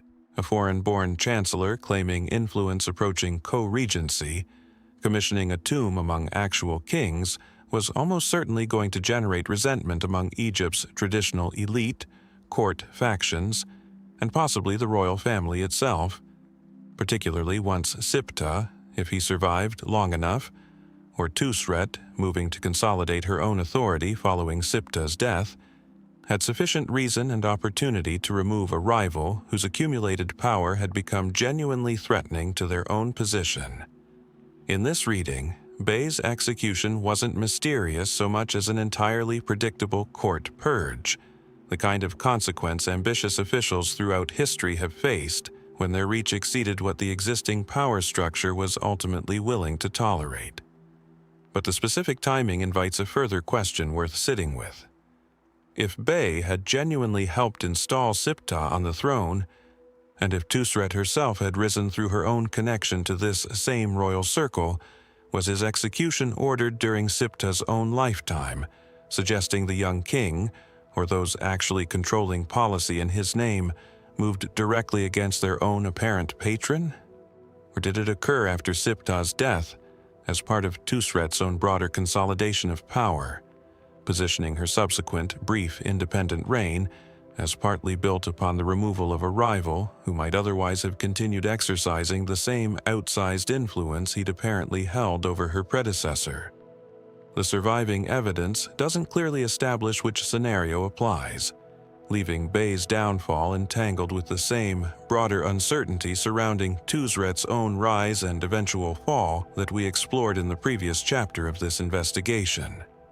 There's also his abandoned tomb itself, KV-13, left unfinished and ultimately never used for its intended purpose, a physical echo of Rekhmir's own incomplete burial chamber, though for reasons considerably more violent and explicit in Bey's case than the ambiguous circumstances surrounding the earlier vizier's quiet disappearance from the record. What survives in the end is a chancellor who rose high enough to build himself a king's tomb, and a single damning papyrus explaining, in the barest possible terms, that his fall was considered fully justified without ever specifying exactly what he had done to deserve it. Did Bey's foreign origins make him a convenient target once his usefulness to Egypt's royal family had run its course?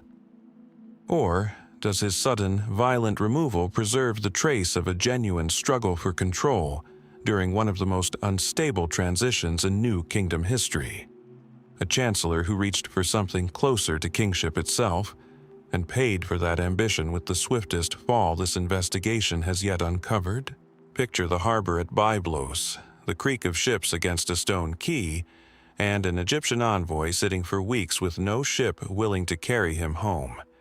His mission stalled by a Levantine prince who has grown openly contemptuous of the authority he's supposed to represent.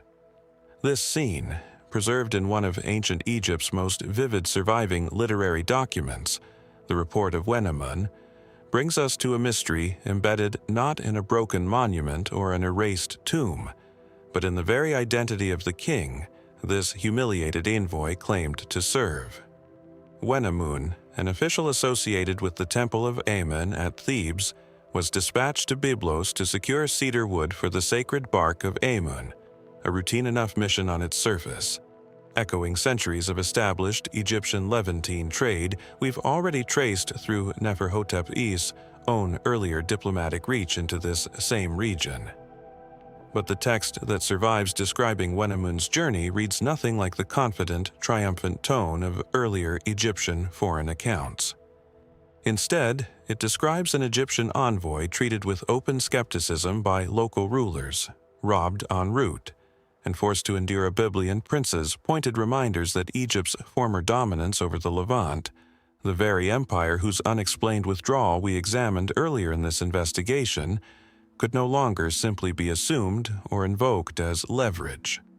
This alone makes Wenamun's report a genuinely remarkable historical document, offering a rare, unusually candid Egyptian acknowledgement of diminished international standing, rather than the celebratory monumental language pharaohs typically preferred. But the specific mystery at the center of this text concerns something more basic. The report describes Wenamun as traveling under the authority of a pharaoh whose exact identity, and even whose exact historical reality as a fully independent ruling king, remains genuinely contested among Egyptologists. The text names the sender of Wenamun's mission in ways that different scholars have interpreted differently, with the account itself set during a period, immediately following the end of the 20th dynasty, and overlapping with the beginning of the very fractured authority we explored through Herihor's own extraordinary assumption of royal titulary at Thebes, when Egypt's kingship had genuinely split between northern and southern claimants. Was Wenamun operating under the authority of a nominal, still recognized pharaoh in the north, distinct from and formally superior to the Theban high priesthood, despite that priesthood's own growing assumption of royal symbols? Or does the report's own ambiguous language regarding his sender reflect the same genuine confusion, the same lack of any single, universally acknowledged Egyptian king, that we've already seen made explicit in Herihor's simultaneous claim to kingship alongside a still nominally reigning Ramesses X? This uncertainty matters considerably more than it might first appear, because it touches directly on how historians understand the actual chronology and mechanics of Egypt's fracturing at the end of the New Kingdom. If Wenamun's mission was genuinely sent under clear, uncontested royal authority, even a diminished one, it would suggest Egypt's formal kingship, however weakened in practical terms, still maintained enough institutional coherence during this period to dispatch and stand behind official foreign missions in the traditional manner. If, instead, the text's own ambiguity about its royal sponsor reflects genuine contemporary confusion, an envoy operating under an authority even Wenamun's own account can't fully specify, it would suggest the fracturing of Egyptian kingship had progressed even further and even faster than the more straightforward dual kingship narrative we traced through Herihor's Karnak inscriptions might otherwise imply. The mainstream reading generally treats Wenamun's report as reflecting the practical reality of Egypt's 21st dynasty beginnings with reasonable accuracy, an envoy sent by Theban religious and administrative authority, closely intertwined with, but not always cleanly distinguishable from, the nominal royal claims still maintained in the north. Byblos's own dismissive treatment of Wenamun throughout the account, in this reading, reflects genuine, accurately reported contemporary awareness across the wider region that Egyptian authority, whoever specifically claimed to wield it, had become considerably less absolute than it once was, making the specific question of exactly which Egyptian ruler Wenamun represented somewhat secondary to the report's larger, more clearly intended point about Egypt's diminished international standing. But other researchers have pushed further into the text's own specific ambiguities, wondering whether Wenamun's report, whatever its ultimate literary purpose, might actually preserve a more precise, if now difficult to fully reconstruct, snapshot of exactly how confused and contested Egyptian royal authority had become at this exact transitional moment, with the account's own apparent uncertainty about its sender reflecting genuine, contemporary uncertainty, rather than simply modern scholarly difficulty interpreting an ancient text long after the fact. Some have gone further still, questioning whether Wenamun's report should be read as a purely factual administrative account at all, rather than a literary composition drawing on real historical circumstances but shaped, edited, or embellished for purposes we can no longer fully recover, a possibility that would make the specific identity of its royal sponsor considerably less important than what the text as a whole reveals about how Egyptians of this era understood and processed their own kingdom's fracturing authority. What survives across this uniquely vivid and uniquely candid document is one of ancient Egypt's most human, most unguarded surviving accounts of diplomatic humiliation abroad, and a genuine, still unresolved scholarly question about exactly whose authority this humiliated envoy was attempting, without much success, to invoke. Wenamun himself, whatever his mission's ultimate outcome, could not have known that his own report would eventually become as puzzling to later historians as the declining Egyptian influence he was sent to negotiate around. Was Wenamun genuinely representing a clear, if weakened, royal authority whose identity his own account simply assumed his audience would understand without needing further clarification? Or does his report's persistent ambiguity preserve something more revealing? Still, an honest reflection of a kingdom so thoroughly fractured that even its own officials, dispatched abroad in its name, could no longer say with total confidence exactly whose Egypt they were speaking for. Centuries before Wenamun ever sat stranded in the harbor at Byblos, watching Egypt's foreign prestige visibly erode before him. Another kind of erosion was already underway at home, quieter and less dramatic, but arguably just as consequential for the kingdom's long-term stability: the slow, unexplained failure of a royal line to secure its own succession. Amenemhat IV ruled during the final, increasingly uncertain decades of the 12th dynasty, inheriting the throne from Senusret III's own extraordinarily successful son, Amenemhat III, whose long, prosperous reign had marked one of the genuine high points of Middle Kingdom stability and achievement. By any reasonable expectation, this should have set Amenemhat IV up for a similarly secure, well-documented tenure, continuing a dynasty that had, by this point, ruled Egypt successfully for well over a century. Inscriptions confirm his reign lasted roughly a decade, with reasonably solid evidence of continued building activity and administrative function. Nothing in the record suggesting the kind of sudden crisis or collapse that ended so many of the brief, chaotic reigns we've traced throughout the following 13th dynasty. And yet, when Amenemhat III's own reign ends, the throne passes not to a son, but to a woman. Sobekneferu, likely his sister, who ruled briefly afterward as one of history's earliest confirmed female pharaohs before the 12th dynasty itself came to a close entirely, giving way to the fractured, unstable succession pattern that would define the 13th dynasty for generations to come. This transition, from a stable, successful royal line directly into one of Egyptian history's most chronically unstable periods, happens with remarkably little explanation in the surviving record. No inscription describes a succession crisis. No text explains why Amenemhat IV, ruling during a period of apparent continued prosperity, left behind no confirmed son capable of, or interested in, continuing his own line's occupation of the throne. This is a genuinely puzzling absence, and one worth situating against everything we've traced throughout the following dynasty's own chaos. If the 13th dynasty's rapid, unstable succession reflected primarily external pressures, growing Hyksos influence, regional fragmentation, administrative strain, we might expect these pressures to have built up gradually, with the transition away from stable, single-family succession occurring incrementally rather than at one specific identifiable point. Instead, the shift from Amenemhat IV's apparently stable, decade-long reign directly into Sobekneferu's brief interlude, and then into the crowded uncertainty that followed, looks considerably more like a specific, immediate succession failure, a family line that simply ran out of male heirs at precisely the moment continuity mattered most, rather than a slow institutional decline building gradually over generations.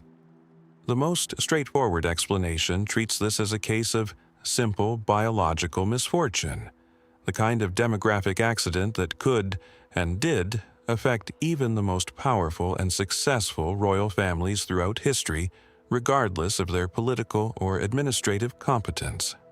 Amenemhat IV may simply have had no surviving sons, whether through infertility, child mortality, or some combination of ordinary misfortune that ancient medicine had no ability to prevent or fully explain. Sobekneferu's own subsequent reign, in this reading, represents a genuinely creative, if ultimately unsustainable, solution to this specific demographic crisis, an attempt to maintain dynastic continuity through the female line when no male heir was available, before the underlying absence of a clear successor finally caught up with the dynasty entirely, once her own brief reign ended without producing a resolution of her own. But the specific timing, a stable dynasty succession failing at precisely the moment that failure would prove most consequential for everything that followed, has led some historians to wonder whether something more specific than simple biological accident might be at work. Some researchers have proposed that Amenemhat III's own extraordinarily long reign, echoing the similar succession strain we traced through Pepi II's own extended rule centuries earlier, may have created comparable pressures. An aging royal family whose own succession planning had grown increasingly precarious by the time actual transition became necessary, regardless of whether any specific crisis or conspiracy was involved. If Amenemhat IV himself came to power already relatively late in life, following his father's own lengthy reign, the window available for him to produce and properly establish a male heir of his own before his own death may have simply been narrower than a more typical succession would have allowed. Others have looked instead at Sobekneferu's own reign for clues, wondering whether her assumption of full pharaonic authority, however brief, might reflect not simply an improvised response to an unexpected succession gap, but evidence of a family that had, for reasons the record doesn't specify, already been moving toward accepting female succession as a genuine possibility, perhaps because male heirs had already become uncertain or unavailable earlier in the dynasty's final generation than Amenemhat IV's own reign alone would suggest. This remains speculative, resting more on the pattern of what followed than on any direct evidence explaining the underlying cause. What survives across the final confirmed and reasonably stable decade of 12th dynasty rule is a king whose own reign gives no obvious warning of the succession crisis that would follow almost immediately after his death, and a dynasty that had ruled Egypt successfully for generations, ending not through military defeat, natural disaster, or well-documented political conspiracy, but through the quiet, largely unexplained absence of an obvious next generation to continue it. Did Amenemhat IV's reign end simply through ordinary demographic misfortune, a stable dynasty undone by nothing more dramatic than the ordinary human uncertainty of childbirth and survival in the ancient world? Or does the sheer speed of the transition from Egypt's confident Middle Kingdom prosperity directly into the following dynasty's chronic instability suggest a deeper vulnerability already building within the royal family itself, one the surviving record noticed too late, or chose never to fully explain? Centuries before Wenamun ever sat stranded in the harbor at Byblos, watching Egypt's foreign prestige visibly erode before him, another kind of erosion was already underway at home, quieter and less dramatic, but arguably just as consequential for the kingdom's long-term stability: the slow, unexplained failure of a royal line to secure its own succession. Amenemhat IV ruled during the final, increasingly uncertain decades of the 12th dynasty, inheriting the throne from Senusret III's own extraordinarily successful son, Amenemhat III, whose long, prosperous reign had marked one of the genuine high points of Middle Kingdom stability and achievement.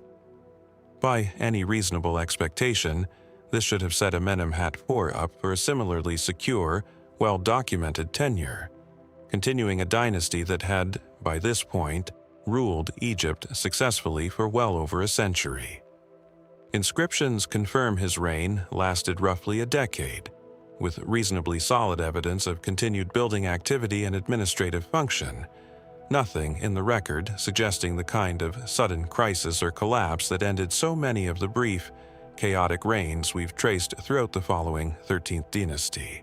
And yet, when Amenemhat III's own reign ends, the throne passes not to a son, but to a woman, Sobekneferu, likely his sister, who ruled briefly afterward as one of history's earliest confirmed female pharaohs before the 12th dynasty itself came to a close entirely, giving way to the fractured, unstable succession pattern that would define the 13th dynasty for generations to come. This transition, from a stable, successful royal line directly into one of Egyptian history's most chronically unstable periods, happens with remarkably little explanation in the surviving record. No inscription describes a succession crisis. No text explains why Amenemhat IV, ruling during a period of apparent continued prosperity, left behind no confirmed son capable of, or interested in, continuing his own line's occupation of the throne. This is a genuinely puzzling absence, and one worth situating against everything we've traced throughout the following dynasty's own chaos. If the 13th dynasty's rapid, unstable succession reflected primarily external pressures, growing Hyksos influence, regional fragmentation, administrative strain, we might expect these pressures to have built up gradually, with the transition away from stable, single-family succession occurring incrementally rather than at one specific identifiable point. Instead, the shift from Amenemhat's apparently stable decade-long reign directly into Sobekneferu's brief interlude, and then into the crowded uncertainty that followed, looks considerably more like a specific, immediate succession failure. A family line that simply ran out of male heirs at precisely the moment continuity mattered most, rather than a slow institutional decline building gradually over generations.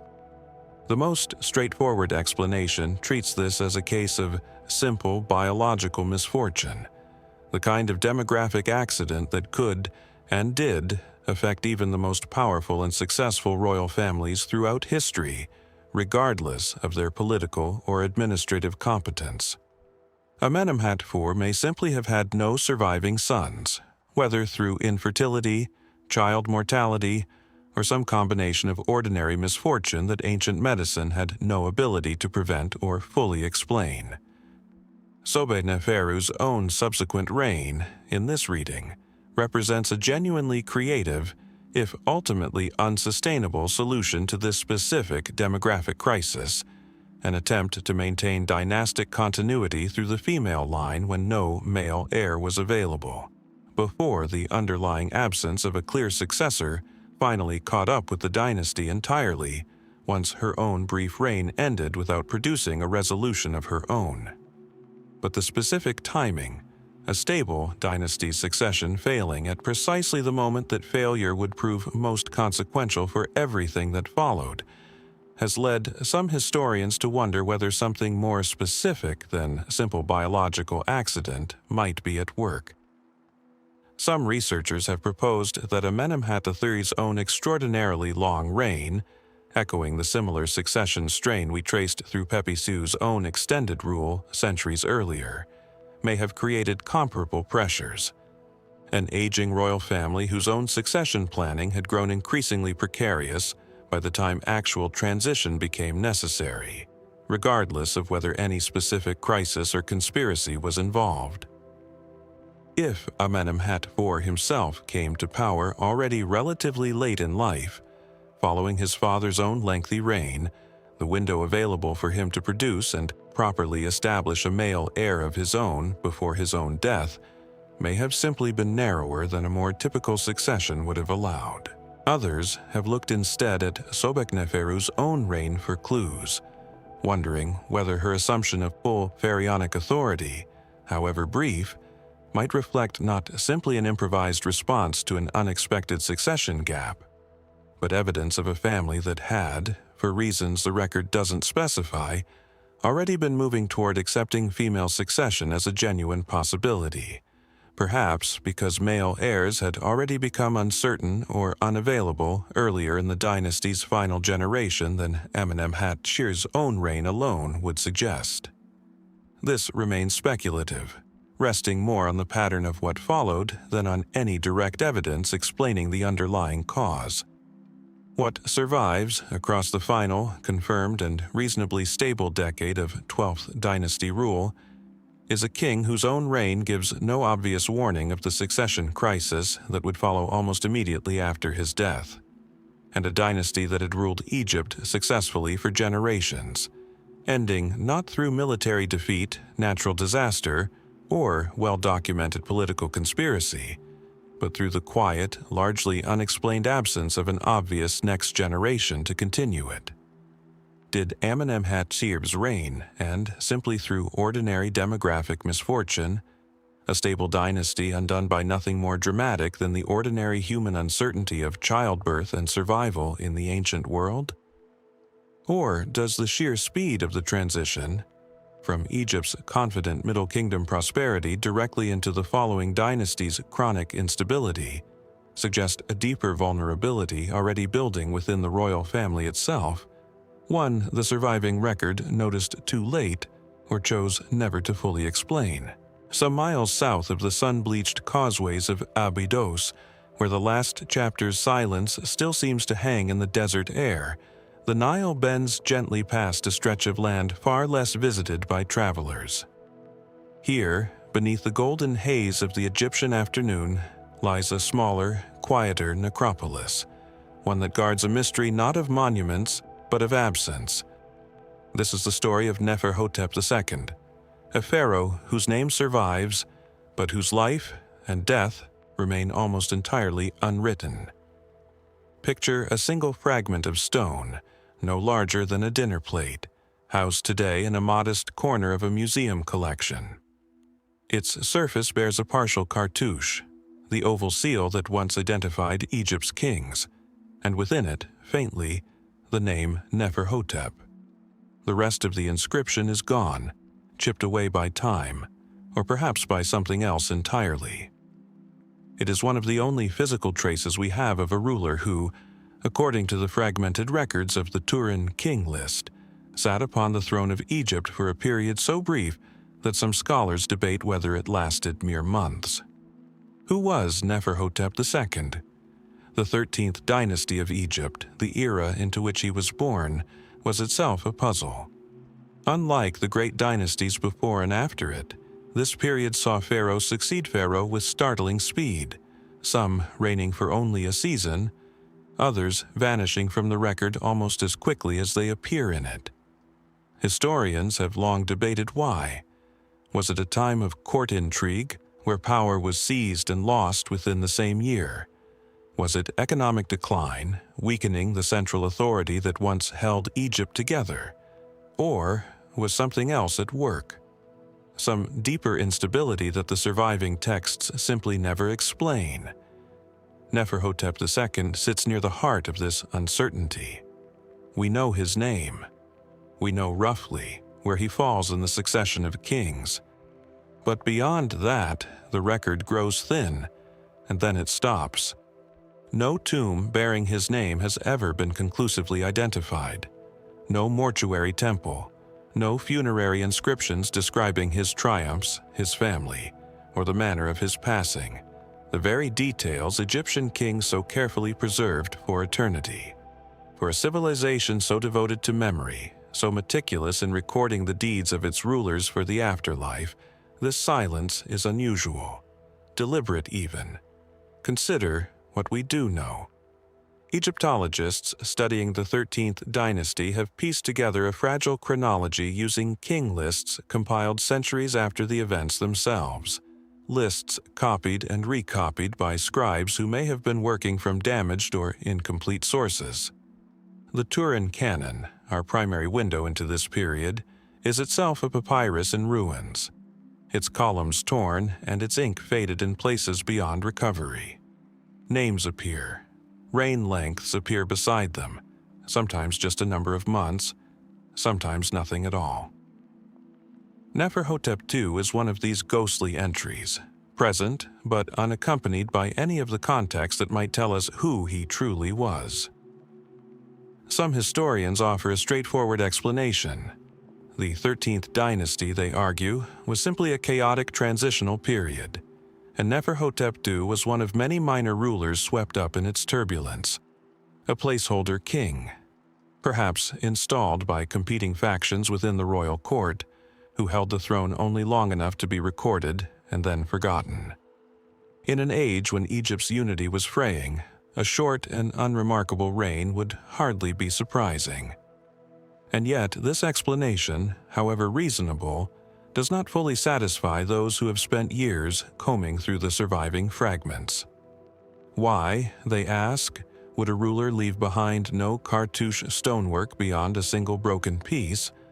Why would a king's mortuary provisions, arrangements Egyptian royalty began preparing sometimes years before their deaths, appear to be entirely missing from the archaeological record? Every other 13th dynasty pharaoh, however brief their rule, left at least fragmentary evidence of a tomb, a stela, an offering table. Neferhotep II, by comparison, appears to leave almost nothing. This absence has invited speculation, some grounded in the currents of court politics, some drifting toward the edges of established history. A few researchers have proposed that Neferhotep II's reign was cut short not by natural causes, but by the same forces of dynastic rivalry believed to have plagued the era, a possibility, though unproven, that would not be out of place in a period when the throne seems to have changed hands with unusual frequency. Others have pointed to the broader mystery of the 13th dynasty itself, suggesting that whatever destabilized Egypt during this time may have erased not just Neferhotep's monuments, but the monuments of an entire generation of rulers, their names surviving only as fragments in a list compiled centuries later. At the furthest edges of speculation, a small number of alternative theorists have gone further still, suggesting that the disappearance of records for kings like Neferhotep II points to something the mainstream histories have failed to capture entirely. Some undocumented catastrophe, political or otherwise, that swept through Egypt during this obscure interlude between the Middle Kingdom's grandeur and the chaos of the Second Intermediate Period. Such theories remain unsupported by the archaeological evidence available to us today. But the very existence of a king this thoroughly erased from history leaves room for the question to be asked. What happened to Neferhotep II is, in the end, a story told almost entirely through absence, through what should exist and does not. No tomb, no mummy, no inscriptions describing a life once lived in the palace at Thebes or Ichtawi. Only a name, half carved into a broken stone, and a number in an ancient list that may or may not be accurate. Perhaps future excavations along the Nile will uncover what has eluded researchers for so long. A hidden chamber, a forgotten stela, some fragment that finally gives shape to this vanished king. Or perhaps Neferhotep II is destined to remain exactly as he appears to us now. A name without a face, a reign without a record, a pharaoh who ruled Egypt, and then, almost as if by design, disappeared from it entirely. What, we might wonder, could erase a king so completely?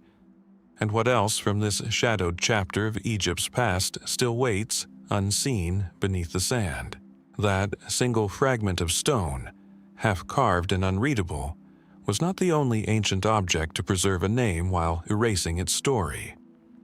Some 3,000 miles of shifting sand and sea away from Neferhotep's silent tomb, in the climate-controlled vaults of a modern archive, sits another kind of fragment, smaller, darker, and etched not in stone but in clay. It is a cuneiform tablet, its wedge-shaped script pressed into wet earth more than 3,000 years ago, and like the broken cartouche before it, it raises a question far larger than its size. What happened to the men who carried its message? The tablet is part of the Amarna letters, a remarkable cache of diplomatic correspondence discovered in the late 19th century at Tel el Amarna, the short-lived capital built by the pharaoh Akhenaten. Nearly 400 clay tablets, most written in Akkadian, the diplomatic language of the ancient Near East, record the political conversations of the 14th century BC. Kings of Babylon, Assyria, Mitanni, and the Hittites wrote to Egypt's pharaoh with requests, grievances, and gifts. Among these voices is a smaller, quieter kingdom, Alashiya.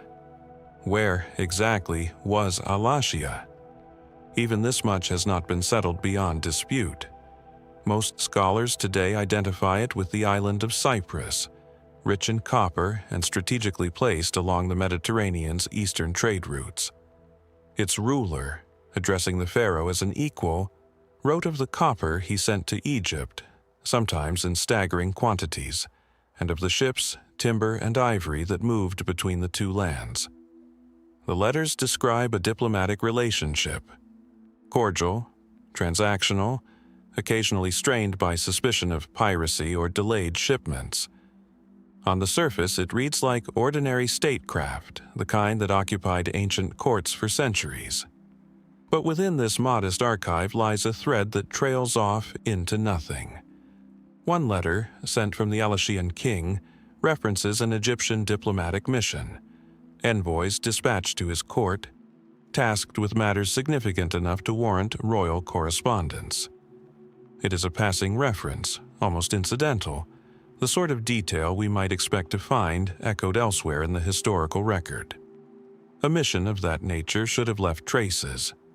A name in an administrative papyrus, a tomb inscription boasting of foreign service, a follow-up letter confirming the envoy's return. And yet nothing survives. No Egyptian record names these men. No account describes their arrival home, their reception at a court, or the outcome of whatever business had sent them across the sea. They step into the historical record for a single line, and then the record simply moves on, as though their journey had never happened at all. Why would this be? The most straightforward explanation is the simplest one. The record is incomplete. Ancient archives were vulnerable to fire, flood, insect damage, and the slow decay of centuries. Egypt's own administrative papyri, unlike the clay tablets of Mesopotamia, rarely survive the humidity of the Nile Valley. It is entirely possible that dozens of Egyptian records once existed describing this very mission, its purpose, its members, its resolution, and that all of them were simply lost to time, along with countless other documents from Akhenaten's short and turbulent reign. Historians who favor this reading point out that absence of evidence is common throughout the ancient world, and Alashiya's mission may be no different from thousands of other undocumented diplomatic exchanges. Still, the timing invites a second look. The mission is referenced during one of the most unstable periods in Egyptian history, the reign of Akhenaten, a pharaoh whose religious revolution upended the traditional priesthood, relocated the capital, and by many accounts left the machinery of foreign policy in disarray. Some of the Amarna letters themselves complain of Egypt's diplomatic negligence during this period, foreign kings writing in frustration at unanswered correspondence and unfulfilled promises. Could the missing mission to Alashiya be a casualty of this larger administrative breakdown? Envoys sent out into a kingdom whose center was, quite literally, reinventing itself? Or does something else deserve consideration? Trade across the eastern Mediterranean in this era was not without danger. Piracy is mentioned explicitly elsewhere in the Alashiya correspondence, with the Cypriot king himself denying Egyptian accusations that his own subjects had raided Egyptian ships. Sea travel meant storms, shipwrecks, and the ever-present uncertainty of a voyage with no guarantee of return. It is not difficult to imagine a mission that simply never completed its journey, vanishing somewhere along the coastal routes between the Nile Delta and Cyprus's copper-rich shores, its fate as unrecorded as its purpose. A smaller number of researchers, working at the margins of the field, have proposed more provocative possibilities: that the mission's disappearance reflects deeper secrets buried within Akhenaten's reign, diplomatic dealings sensitive enough that later scribes, perhaps during the restoration of traditional religion after his death, deliberately omitted them from the record. Egypt was no stranger to selective memory. Later, pharaohs erased Akhenaten's name from monuments and king lists alike, an act of historical erasure so thorough it nearly succeeded in deleting him from history entirely. Could a diplomatic mission tied to his controversial court have suffered the same fate, scrubbed away along with everything else associated with the heretic king? It is a theory without confirming evidence, but the precedent for Egyptian erasure is undeniably real. What we are left with, in the end, is a single sentence on a clay tablet, a reference to men who were sent somewhere for some purpose and who never reappear in any surviving account. Did they complete their mission and return home to lives left unrecorded by chance? Did the sea claim them before they ever reached Cyprus's shores? Or does their silence belong to something more deliberate, a story someone long ago decided the world should not remember? Perhaps the answer lies in an archive not yet uncovered, a tablet not yet translated, waiting somewhere beneath the sands of the delta or the ruins of a Cypriot port. Until then, the envoys of Alashiya remain exactly where the historical record left them, forever in transit, forever unaccounted for. Imagine the scratch of a reed pen against papyrus, hurried and uneven, the ink pressed hard enough in places to nearly tear the page. Somewhere in a scribal office near Thebes, more than 3,000 years ago, a hand was recording testimony given, perhaps, under duress, in a chamber where the air itself must have felt heavy with fear. This is the sound the judicial papyrus of Turin seems to carry with it still, preserved today in that same Italian museum that holds the fragmented king list from Egypt's 13th dynasty. But where that earlier document records the silence of a vanished pharaoh, this one records something far louder. A conspiracy, a trial, and at its center a name that history has chosen never to speak. The document dates to the reign of Ramesses III, the last great warrior pharaoh of Egypt's new kingdom, who ruled in the 12th century BC. By most accounts, his reign was a consequential one, marked by his defense of Egypt against the mysterious Sea Peoples, a confederation of raiders whose invasions reshaped the eastern Mediterranean. Yet the Turin Papyrus tells us that the greatest threat to Ramesses III did not come from beyond Egypt's borders. It came from within his own household. The plot, as the trial records describe it, was orchestrated by Teti, one of the pharaoh's secondary wives, who sought to place her son Pentawere on the throne in place of the designated heir. The conspiracy reached deep into the palace, implicating royal butlers, harem officials, a treasury overseer, even physicians and a magician accused of crafting wax figures and spells intended to harm the king through supernatural means. Dozens of individuals were tried. Many were executed.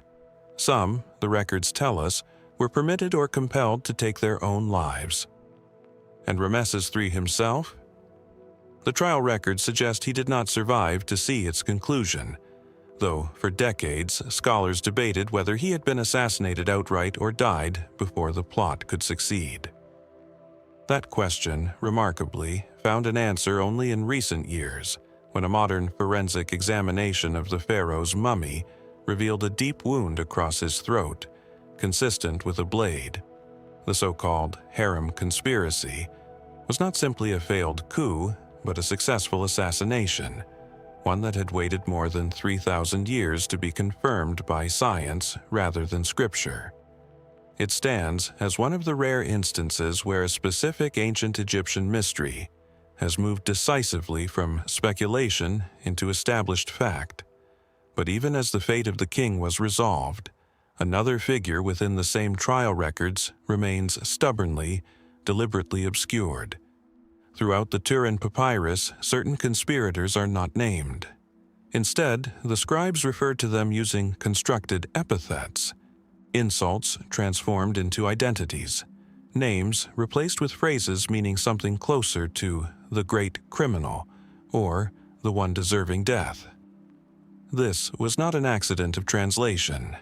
It was, scholars believe, an intentional practice, a form of damnatio memoriae, the deliberate erasure of a person's name from the historical record, believed by the ancient Egyptians to endanger that person's very existence in the afterlife. To speak a name was to preserve a soul. To withhold it was to condemn that soul to oblivion. Who, then, was hidden behind the title, the Great Criminal? The most widely accepted answer among Egyptologists identifies this figure with Pentawere himself, the prince at the center of the conspiracy, whose given name was likely stripped from him as punishment for his role in his father's murder. Modern genetic and forensic analysis has lent support to this reading. A mummy discovered among the royal remains, sometimes referred to as Unknown Man E, displays telltale signs of having been buried without mummification's customary care, wrapped in what appears to be a goat skin, considered ritually unclean, his facial expression frozen in what some researchers have described as an agonized grimace, possibly consistent with death by strangulation or poison. DNA testing conducted in recent years suggested a close paternal relationship to Ramesses III, lending weight to the theory that this abandoned, deliberately dishonored body may indeed be the prince who tried to seize his father's throne. And yet, even here, uncertainty lingers at the edges. The trial records describe multiple defendants punished with similarly severe erasure of identity, not only Pentawere, but others whose specific roles remain unclear from the surviving text.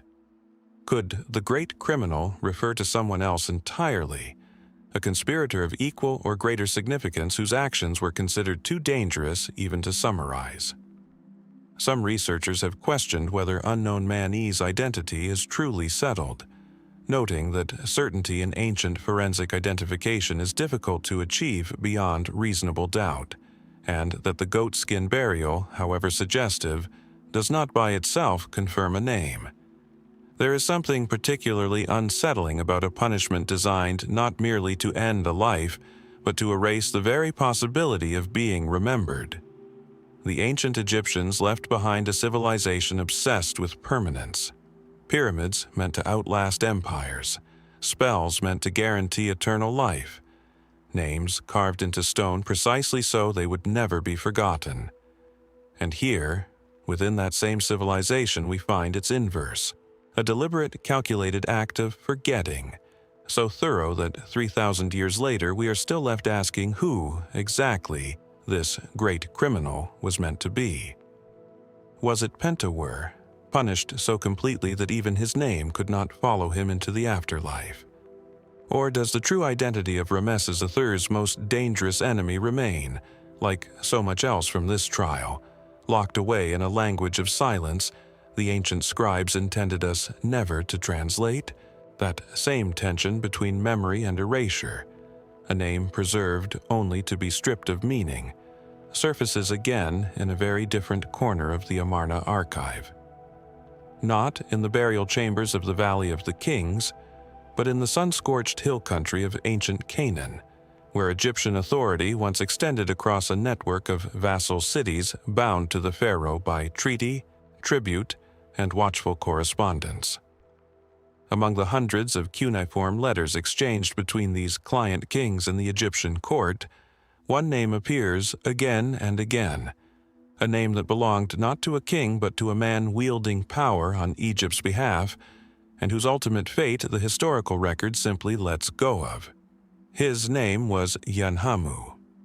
The letters describe him as a figure of considerable authority, an Egyptian official, likely a commissioner or high-ranking administrator, responsible for overseeing Egyptian interests across Canaan during the reign of Akhenaten. Local rulers wrote to him directly, sometimes pleading for military support against rival city-states, sometimes accusing their neighbors of treachery, sometimes requesting that he intervene on their behalf with the pharaoh himself. His name surfaces in letter after letter, referenced with a degree of familiarity and urgency that suggests a man deeply embedded in the machinery of Egyptian foreign policy, someone whose decisions could determine whether a vassal king kept his throne or lost his city to a rival's ambition. And yet, for all his apparent influence, Yanhamu remains, in a sense, a stranger to us. Consider first the question of his name. Yanhamu is not an Egyptian name in its structure or sound. It carries the linguistic signature of a West Semitic origin, the language family associated with Canaan and the broader Levant. This has led generations of scholars to ask a question that, on its surface, seems simple, but which opens onto much larger uncertainties. Was Yanhamu a Canaanite by birth who rose to extraordinary prominence within the Egyptian administrative system?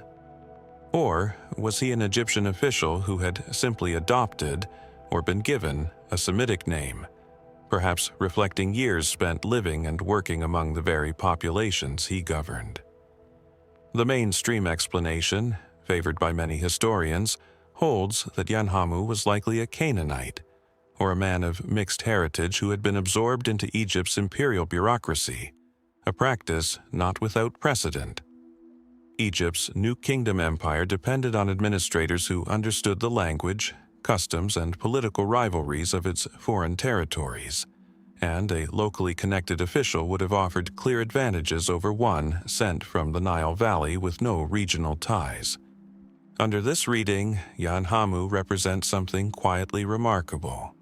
A foreign-born man who climbed to a position of genuine power within one of the ancient world's most rigid administrative hierarchies. But this explanation, however reasonable, does not fully account for the scale of his authority. Some of the Amarna letters suggest that Yanhamu had access to grain reserves significant enough to influence famine relief across multiple Canaanite territories, a level of resource control that implies a position close to the pharaoh's own household, not merely a regional intermediary. Was he, then, something closer to a special envoy of Akhenaten himself, entrusted with responsibilities beyond what his title in the letters might suggest? The correspondence hints at power without ever fully defining its boundaries, leaving historians to reconstruct his role from fragments of other men's requests. And then, as with so much of the Amarna correspondence, the letters simply stop. There is no Egyptian record confirming what became of Yanhamu after the archive falls silent. No tomb has been identified bearing his name. No administrative document traces his career beyond the reign of Akhenaten, a reign that ended in political and religious upheaval, followed by the dismantling of the very capital from which his correspondence had been managed. Did Yanhamu return to Egypt proper? His foreign origins now a liability under the restored traditional order that followed Akhenaten's death? Did he remain in Canaan, absorbed back into the local population whose interests he had once negotiated on Egypt's behalf? Or did his fate become entangled with the broader collapse of Egyptian influence in the region, a slow erosion of control that some scholars link to the very instability visible in his own urgent, unanswered letters?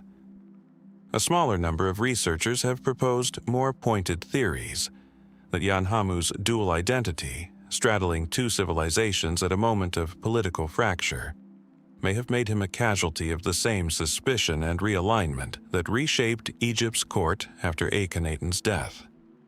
Foreign-born officials who had thrived under one regime did not always survive the shifting loyalties of the next. It is a theory that fits the broader pattern of the period, though, like so much else concerning this man, it remains unproven, built more on the shape of his silence than on any direct evidence of his end. What remains, in the end, is a name spoken with respect and urgency by kings who depended on him, a man trusted with grain, with diplomacy, with the fragile balance of power across an empire's most volatile frontier. And then, without explanation, nothing. No burial, no closing letter, no final word confirming whether he lived to see the world he had helped govern fall into the disorder that followed his pharaoh's death. Was Yanhamu quietly folded back into the anonymity from which he seems to have emerged?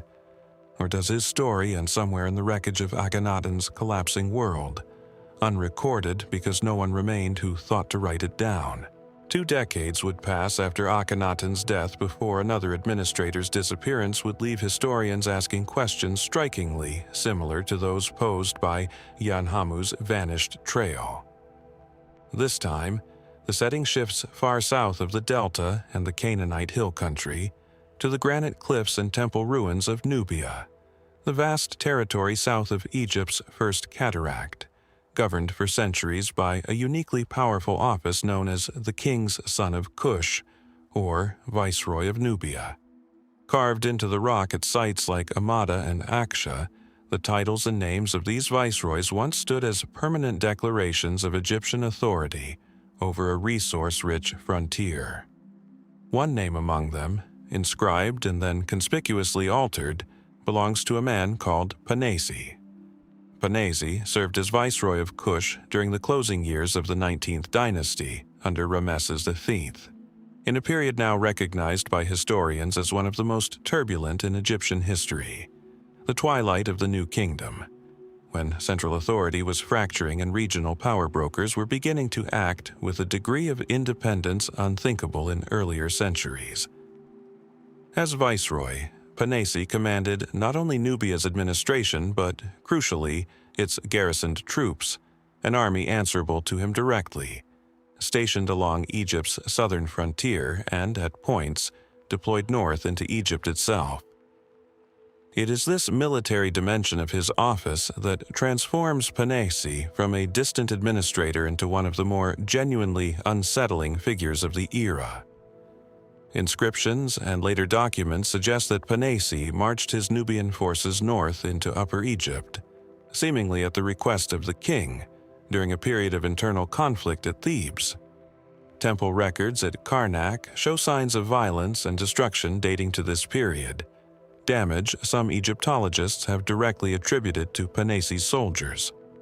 For a time, it appears, the Viceroy of Nubia was not merely governing Egypt's southern periphery.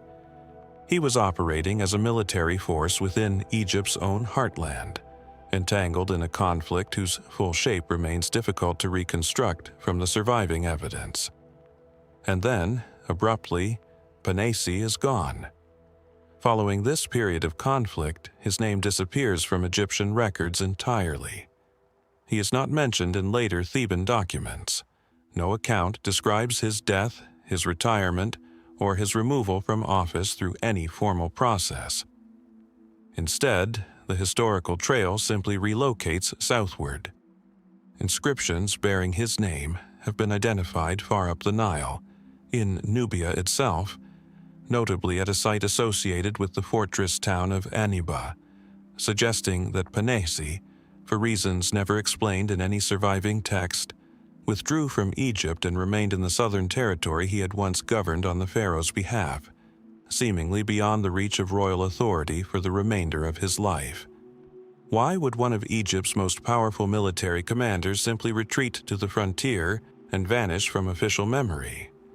The most widely accepted explanation treats Panesi's withdrawal as a consequence of the broader chaos of the period, an era later Egyptian sources themselves would describe cryptically as a time of renaissance following disorder, language that hints at upheaval without ever detailing its cause.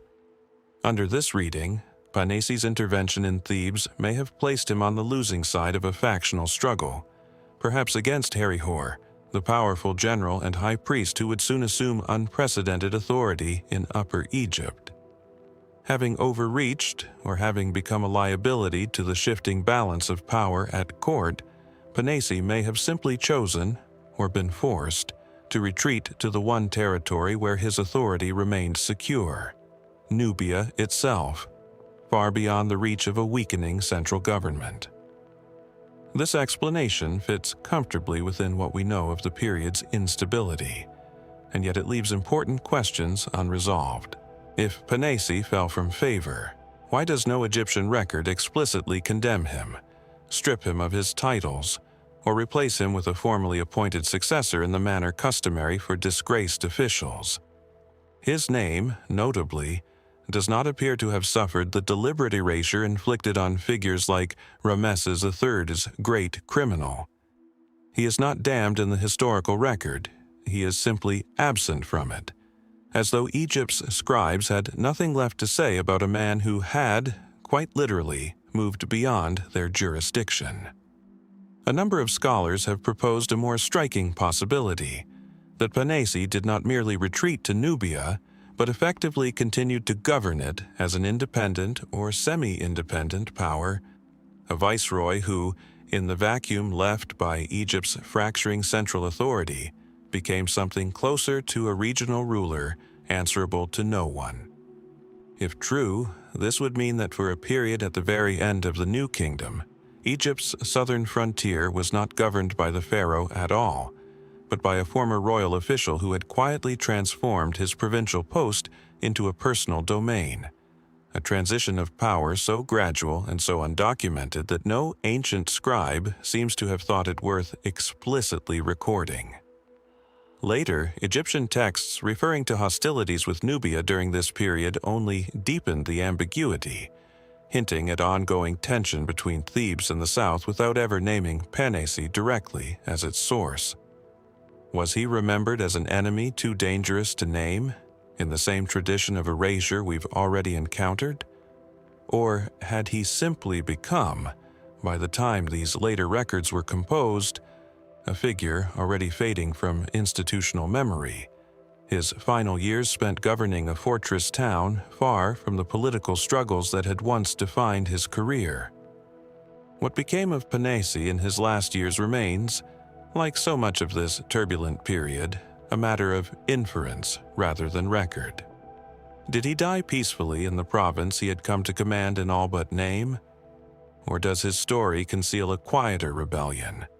One Egypt's later historians preferred simply to let fade into the silence of the southern desert, long before Panesi ever commanded troops on Egypt's southern frontier.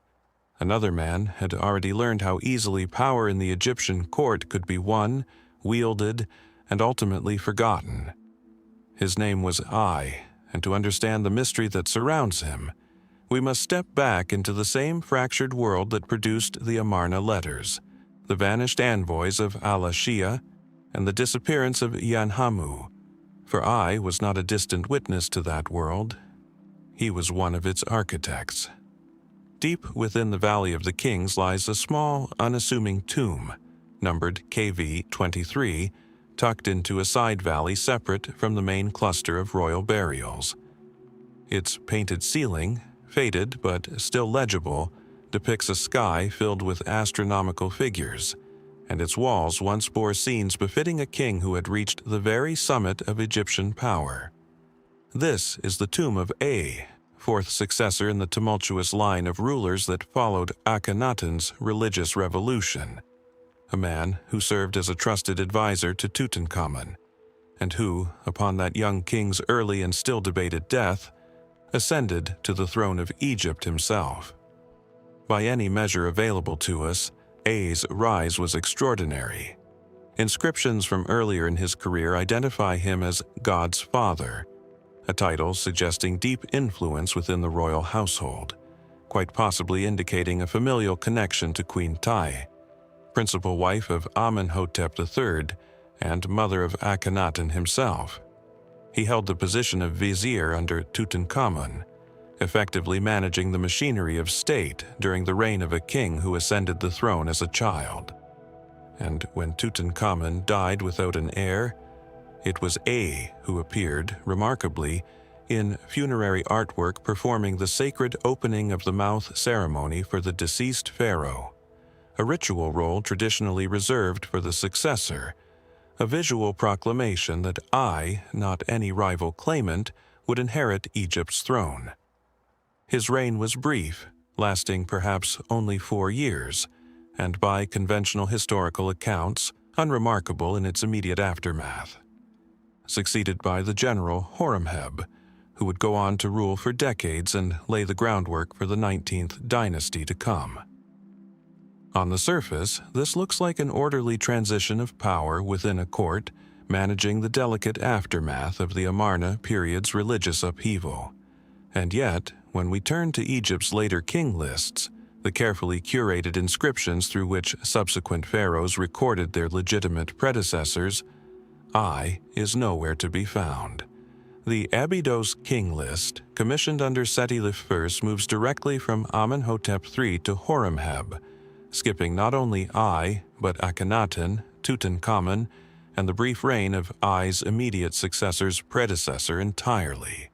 This was not a gap left by accident or damage. It was a deliberate compression of the historical record, one that effectively erased an entire span of Egyptian history. the Amarna interlude, and everyone associated with it, from official memory. Horemheb's own inscriptions go further still, backdating his reign as though he had succeeded Amenhotep III directly, as if the intervening decades, and the kings who occupied them, had simply never occurred. Why would Egypt's later rulers choose to erase A so completely, when other pharaohs guilty of far less consequential reigns were preserved in the official record? The most widely accepted explanation centers on A's proximity to Akhenaten's religious revolution.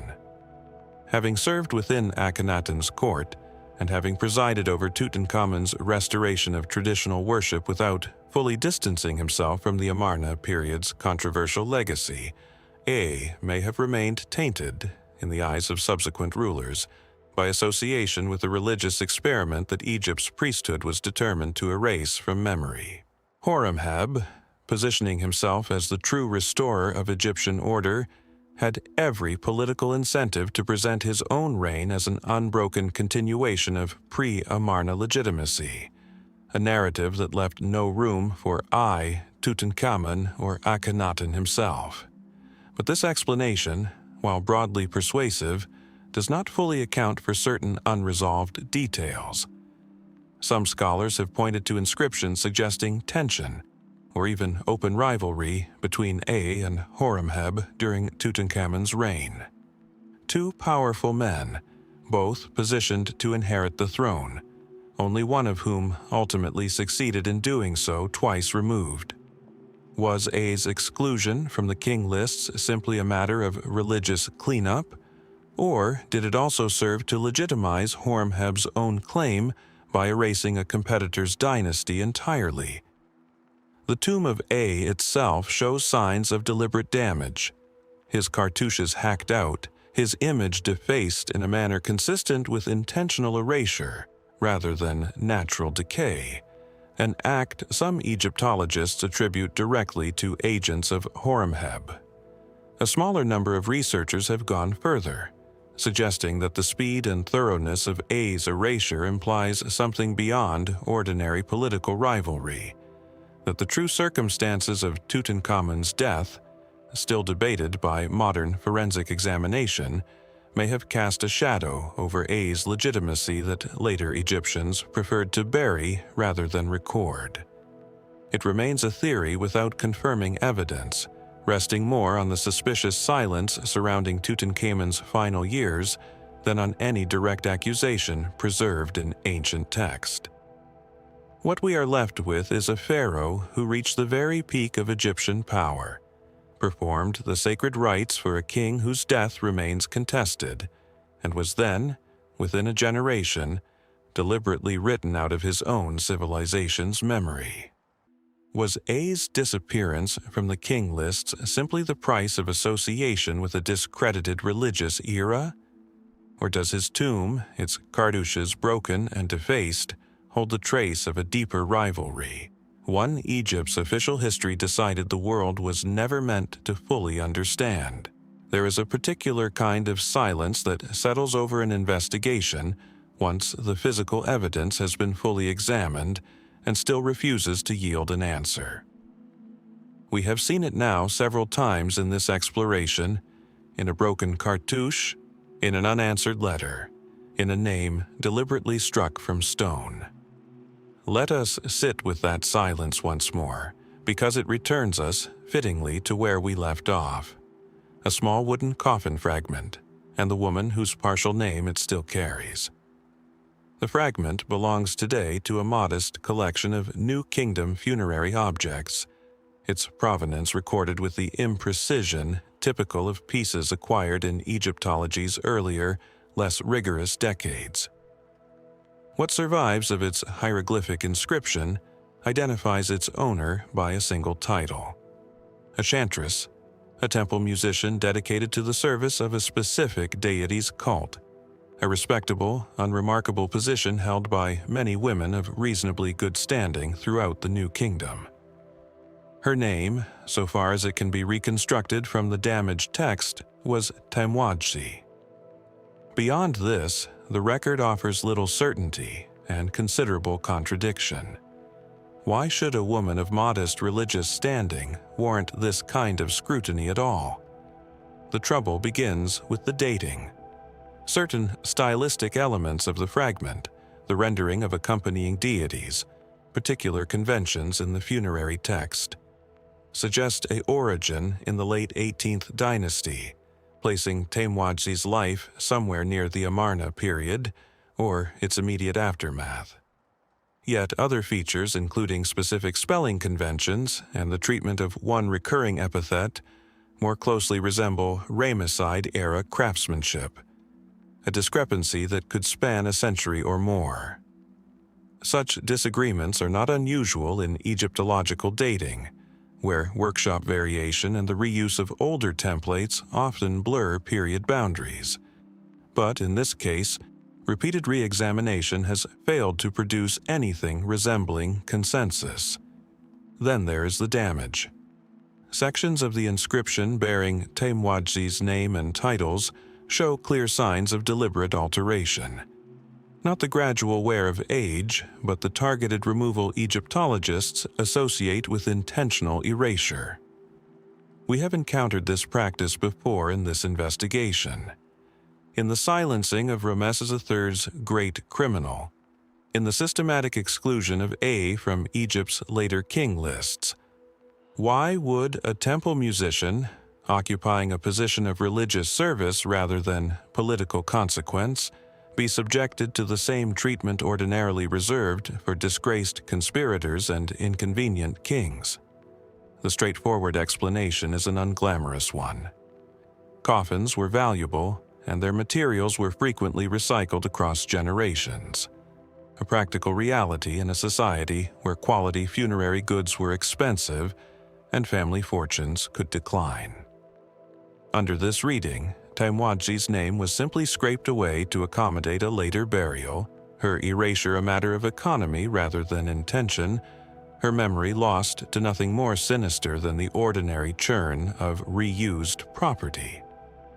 This explanation accounts for a great deal and fits comfortably within documented Egyptian burial customs, but it does not account for everything. Coffin reuse typically follows a recognizable pattern: an entire cartouche or dedicatory band cleanly removed to make room for new text. The damage on Temmwadzi's fragment does not follow this pattern. It is selective. Her name struck out in certain places, left fully intact in others on the very same surface, a pattern that more closely resembles the symbolic, targeted erasure reserved for individuals considered dangerous to remember, rather than the practical economics of an object simply changing hands. If this second reading carries any weight, an uncomfortable question follows it. What could a temple chantress have done to earn the same treatment as a palace conspirator? A handful of researchers, working at the margins of the field, have suggested that Temmwadzi's formal title may not capture the full scope of her life.